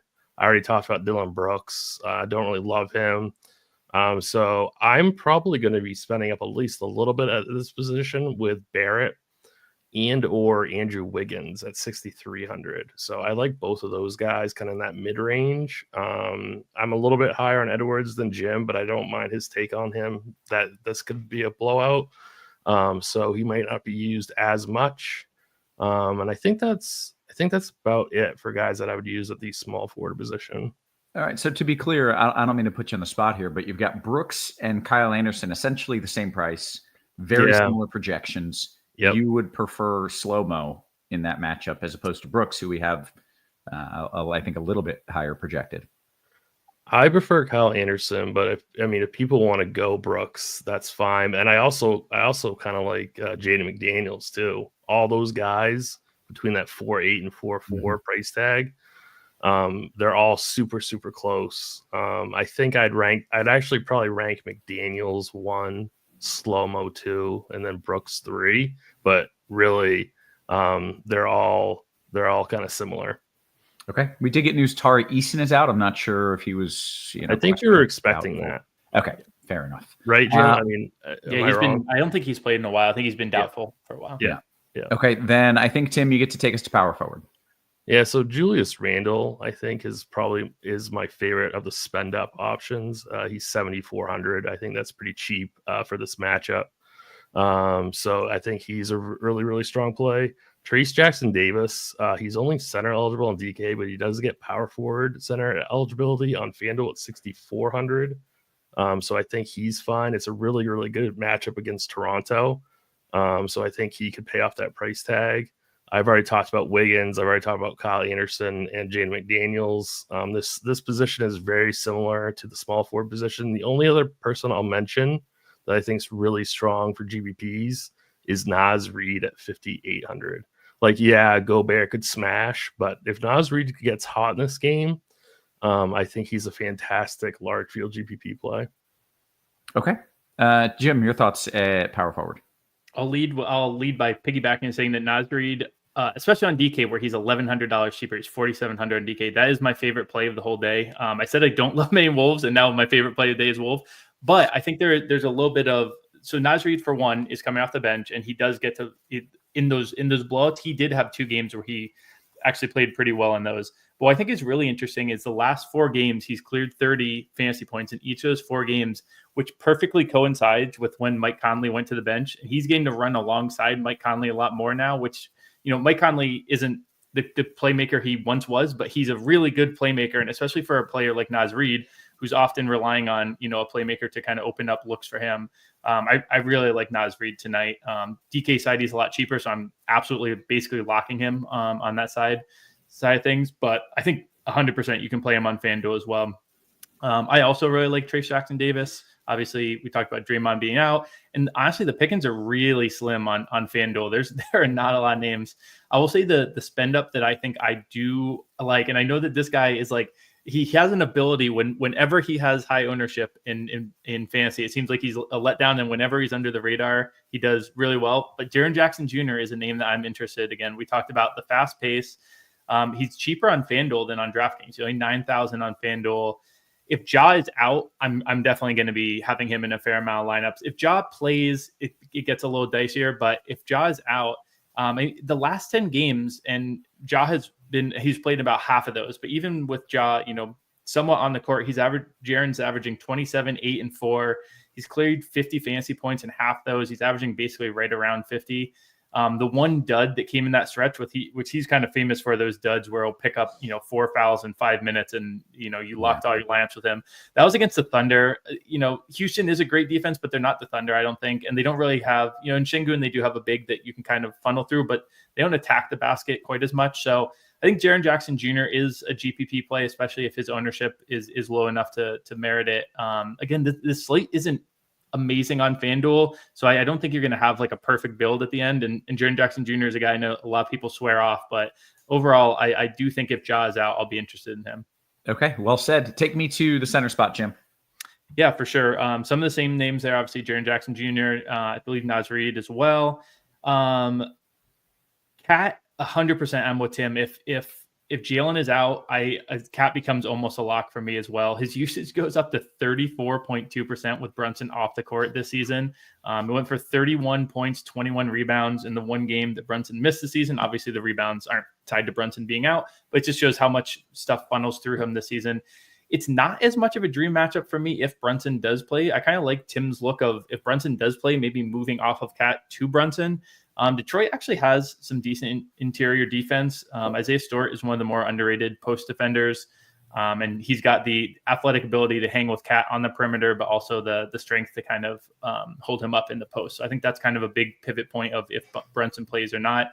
I will say that the spread is moved back up to 8. So I think that the market maybe thinks that Brunson plays. So if you want to get ahead of the curve or you're heading out and you got to lock something in, I think maybe look towards Brunson potentially playing. Plus Tibbs never gives his guys a night off, even if it makes perfect sense too. So, and then, I think Zubac, the gang before was talking about him. I do think he's interesting. I think he gets even more interesting if Bam is out. Bam's, obviously a very good interior defender, really athletic and mobile, able to break up some of those Harden and Zubac, pick and roll, pick and lob threat type things. If he's out, I'm pretty interested. He'd be going a lot more against where, like a young player, inexperienced defender, feels like Harden and Zubac would be picking on him all night. Okay. Sounds like producer Steve took the Hart triple-double bet, assuming Brunson is out, which if he's out is a great bet. If he's in, still possible, but I will say if you want to play the ceiling on Brunson out, also Deuce McBride, leading scorer, you can get plus 100. Plus 100 to 1, plus 10,000 on a Deuce McBride leading scorer prop out there right now. Nice. Love that. Okay, good stuff. Tim, your thoughts here at the center spot? Yeah, I was kind of thinking like if we got the Brunson news after lock and you had Towns in there, you could just go down to Sengun, who I think is a fantastic GPP play at center. The cash game guys, Rudy Gobert at 6,300. If this game stays close enough, he should crush. So Gobert is definitely the cash game guy. But if Brunson does sit, Towns would become the cash game guy. So that's kind of a tricky situation to deal with. On FanDuel, you might want to, it's up to you if you want to gamble that Brunson is out because Towns would become an absolute smash. On DK, it's a lot easier because you have 2 spots where you can play Gobert and Towns. So on FanDuel, it's a little bit harder.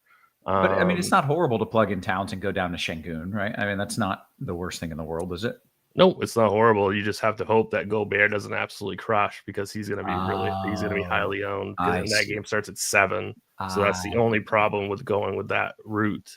And the Knicks are so obnoxious about releasing injury news that I would guess it will be after lock. Right. Yeah, they're going to wait to the very last second to decide. I do agree with Jim though, is that like we have to kind of lean towards I think Brunson playing, but there's no guarantee. And the other problem is if Brunson sits, Towns is just such a smash. So it might be worth it to keep Towns in there. And the other thing is Towns could still get there even with Brunson. Sure. So I don't know. It's kind of really up to your own risk tolerance, I guess. Okay, interesting. This is from a beat reporter. I'd be surprised if Brunson doesn't go tonight. Nothing out of the ordinary in his warm-up. So again, there we go. It does seem like things are at least leaning towards him playing, but nothing official yet.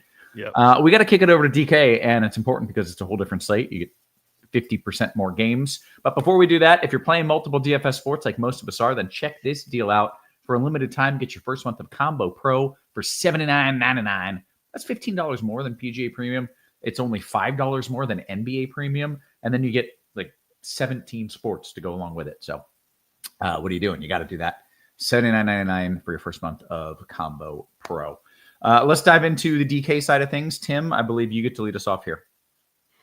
Sure. So Steph Curry is still going to be my top spend up option on DK at 8,800. And Tim, I don't mean to just like jump in immediately, but if you just want to lump in guard together, sure, on DK, I can do that. Point and shooting guard together, just in the interest of time and getting to some questions. Yeah. So Steph Curry is my top spend up option, followed by Anthony Edwards. Jalen Green in the mid range, I think, is a really, really strong cash game play. And then for value, it's definitely Jamal Shed. For GPPs, I really like Austin Reeves, Dante DiVincenzo. I heard Bobby talking about James Harden. I think he's a really strong GPP play, and I don't think he's going to be popular at all. And then I think Neil Alexander Walker, if this game does blow out at 3-3, shooting guard, small forward eligible, already rates out as a really strong play. I think he's got a little bit of minutes upside if the game blows out. Okay. Jim, your thoughts at guard on DK? This is point and shooting guard. For sure.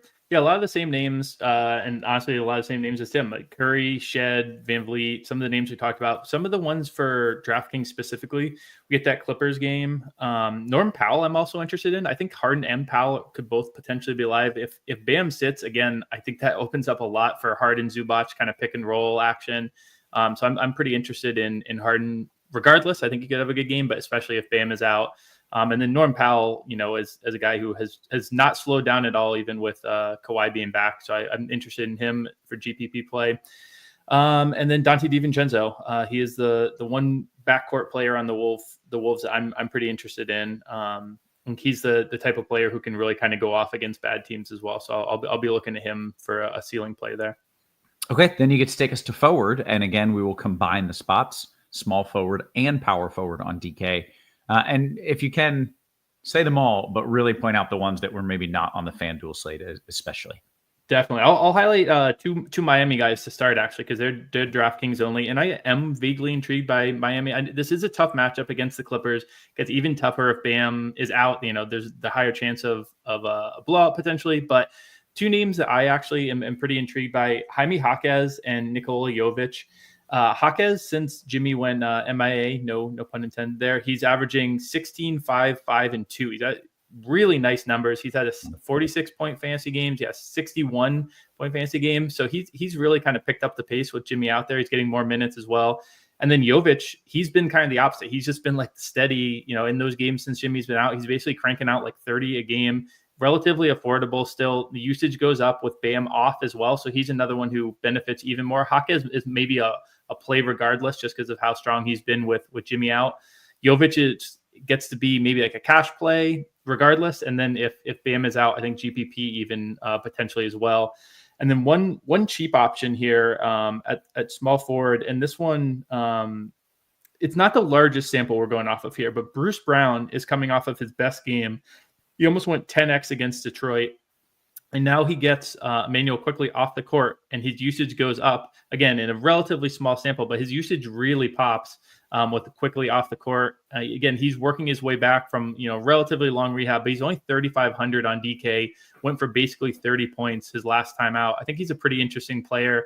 Isn't getting a ton of usage, at least the last I checked, and could be a really strong GPP play. Okay. Any other names you want to throw in? Small forward, power forward. You feel good about it? Just the ones we talked about, Jaren Jackson Jr., Scotty Barnes. And I think Tim is right that RJ Barrett needs a look as well. I'm glad you mentioned those names together, because Nobody in chat says, would you play Barnes and Barrett together, or do you think it's kind of a one or the other that's stepping up? I personally wouldn't play them both together. But yeah, especially, and I assume this is for GPP. I think you do try and hit on one of them, and the more one does well, the less the other has around. Yeah, I kind of have the same issue with Houston. We've mentioned so many of these Houston guys as being in a good spot, but some of them are going to let us down, and some of them are going to hit. So Tim, I'll go to you on this, and then I want your thoughts at forward. How many of these Houston guys can you play? I think the bigger question on the slate is how many Minnesota guys you play, but I probably wouldn't play more than 2 Houston guys. Yeah. Okay. Yeah. Because I feel like at every position we've pointed out a Houston guy, but that doesn't mean at every position you should be playing the Houston guy. Yeah, I think the much harder question is how many Minnesota guys you should be playing. Well, then answer it. Well, I don't know. I mean, I would say probably it would be a min 2 spot for me. If I was building out 20 to like 150 teams, I would min 2 Minnesota. I'd probably max it at 4. But I would definitely be getting to 2 in every lineup. Okay, good stuff. Walk me through small forward and power forward on DK, Tim. Yeah, so I guess one guy that we haven't mentioned is LeBron James because he's not on the FanDuel slate. So I think that's an interesting GBP play. He's 9,500, pretty decent spot here. He's projected for over 50 fantasy points at 9,500. So I think he's a pretty strong play. I think Jovic at 4,900 is a very, very strong play as well. I think that's pretty much it. I think Jim pretty much covered it. Oh, and Devin Vassell, I would consider at 6,200 for GPPs. Okay.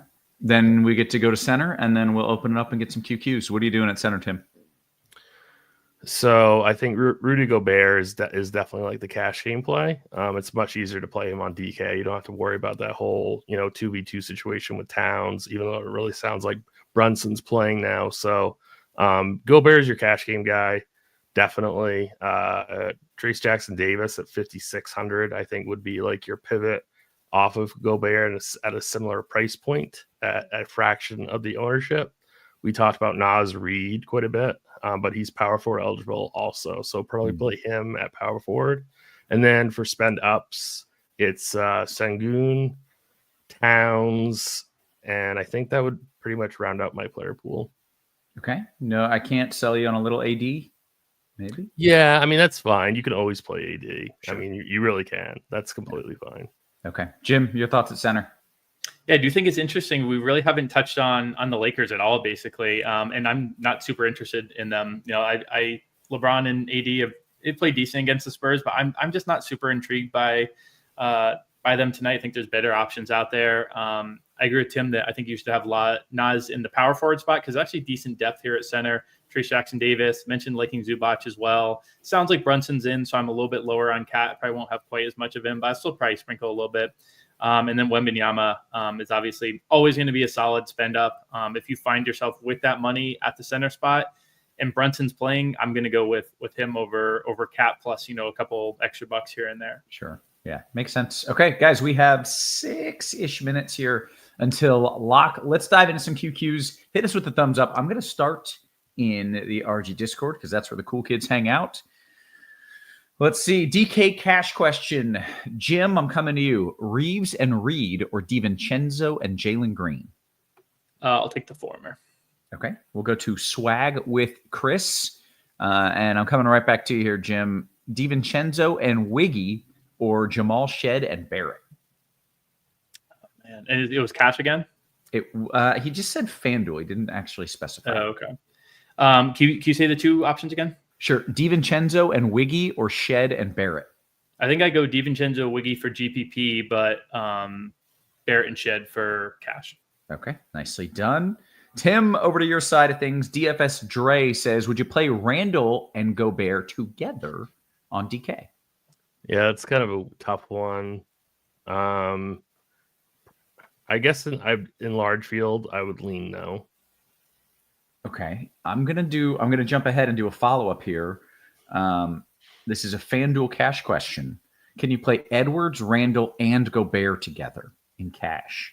In cash, I don't really have a problem with that. Yeah. All right, good stuff. Jim, back to you. Would you play? Oh, nope, just got that one. DK cash, Jim, Şengün Reeves, or Curry and RJ Barrett?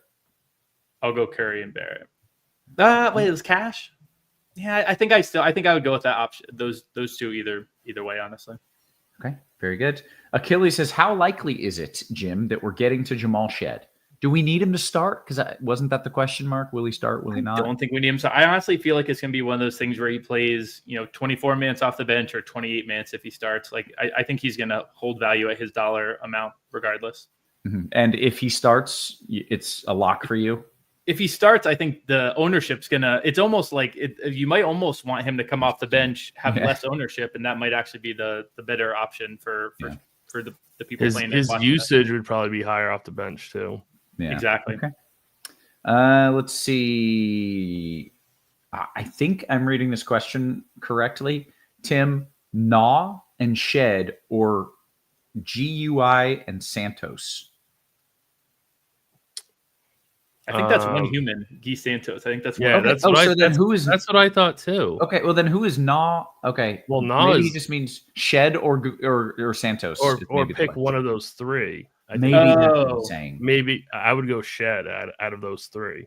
All right, because the first word saying "nah," I thought he was just saying like "nah, man, you're wrong." Nah, but Jalen Brunson, by the way, will play. Checks out. So we were correct in our leans there. Yeah, Brunson's in. Tim, how much cap do you have now that Brunson is in? Are you out? How much cap do I have? Cat. Oh, Big cat. cats. The big yeah, cat.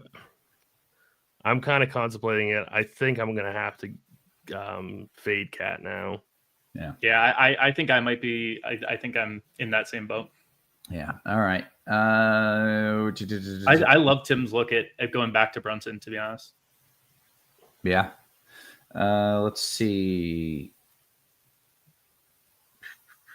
Do we have any lean about Ja, whether Ja is playing or not? We were correct. We had a lean on my boy Brunson. We were correct. Do we have any lean about whether or not Ja is playing tonight? Wasn't he a midday questionable, Jim, with an illness? I was just trying to think about that in my head because I do always think the midday ones are less likely. Yeah. I can't remember if they just released the injury report late or if it was a midday. I know it came in the middle of the day. I just can't remember if that was like the first we heard of it or if it came out of the blue. Okay. I feel like it was a midday questionable, which is I kind of think so. usually I think Bam was as well. it's usually a bad sign. Yeah, it definitely is. Andrew Martinez says, Tim, did you fellas mention Cade in a GPP? I don't think I personally did not. I don't think it's a good spot for Cade. And it's pretty, he's over 10K. Obviously he can always get there, but I don't love it. Okay. Jim, coming to you from Anger, Pirtle and Barnes in a FanDuel GPP. Pirtle and Barnes. We didn't talk a whole lot about Pirtle. He just wasn't really popping all that much. And I think there's better center options out there. I'll say that. And especially, we talked about, if you're doubling up, you want to be like very targeted with it. I think Pirtle and Barnes theoretically play together better than Barrett and Barnes, but I still probably don't want two Raptors, unless it's Shed plus one of those guys. I don't think I want to double up. Yeah. Okay. Right back to you here, Jim. Your thoughts on Wemby in a DK GPP? You actually did mention, Definitely, of course. like Sure. It. Yeah. If you got the room for it, I love that spend up, especially with Cat, with Brunson in now and Cat being less appealing. Yeah. All right. Tim, Reeves or Zubac in DK cash? In cash, I think it's Reeves. Achilles says, Tim, your thoughts on Harden on DK? Yeah, I really like him in GPPs. Yep. Jim, back to you. Favorite FanDuel GPP point guard? Ooh, let's see. FanDuel PPP point guard. Yeah. You want to take one more question? I'll quickly do this. Yes. For what it's worth, Ja was downgraded around noon today, so we were right on that one. Şengün, Tim, or Cat? Şengün or Cat? Now, straight up, it's probably still Cat, but I think points per dollar, Şengün's probably a better play. Yeah, but now nobody's playing Cat. So now, if Cat does have a big game, you're going to get him at a lot lower ownership. I think I want for that the FanDuel GPP point guard. I think I'll go DiVincenzo. The ownership's kind of high, but I think I'm with him on what's kind of not a whole lot of options out there on FanDuel point guards. Okay, we are just seconds away from lock here. Let's see, Tim, Şengün and Trace Jackson Davis or Wemby and Shed. That's good. I'll do the Jackson Davis one. Okay. We've hit the lock, but we did get a non-basketball question that we might as well get to because Maryi Donyeezy says, can we get some wild card showdown takes from Tim? Have you looked at this, Tim? I assume you did. Yeah, I mean, I like the Rams tonight. That would be like my money line bet, I guess. And I do like I don't know. I like Kyron Williams stuff quite a bit tonight. Okay. Jim, you playing any NFL tonight or no? No showdown. Tim knows far more about football than I do, so I will follow Tim. I also have a bet on the Rams, but out of, I like to bet on football. So when Tim said that, I was like, all right, good. Yeah, right. Like, feeling good about that. We did get just a couple post-lock questions in. Freyas, longtime member of the RG Discord, says, Tim, DK Cash, is Grady Dick a play? I don't think for cash. I don't think for cash games. Okay. And then Jim, FanDuel Cash 2v2, Curry, Barrett, or Van Vliet and Barnes? I think Curry Barrett. I like both those options, though. Yeah. And then last question, will he play the Rams D in Showdown? I very rarely play defense in Showdown, so probably not. I'm not saying they're a bad play, but I probably won't be playing them. Okay. And with that, we're going to get on out of here. We've done everything we came to do. So for Jim, for Tim, for Jim, for our wonderful production crew, always working hard behind the scenes, guys, we appreciate you. We love you. And we will catch you tomorrow. You have been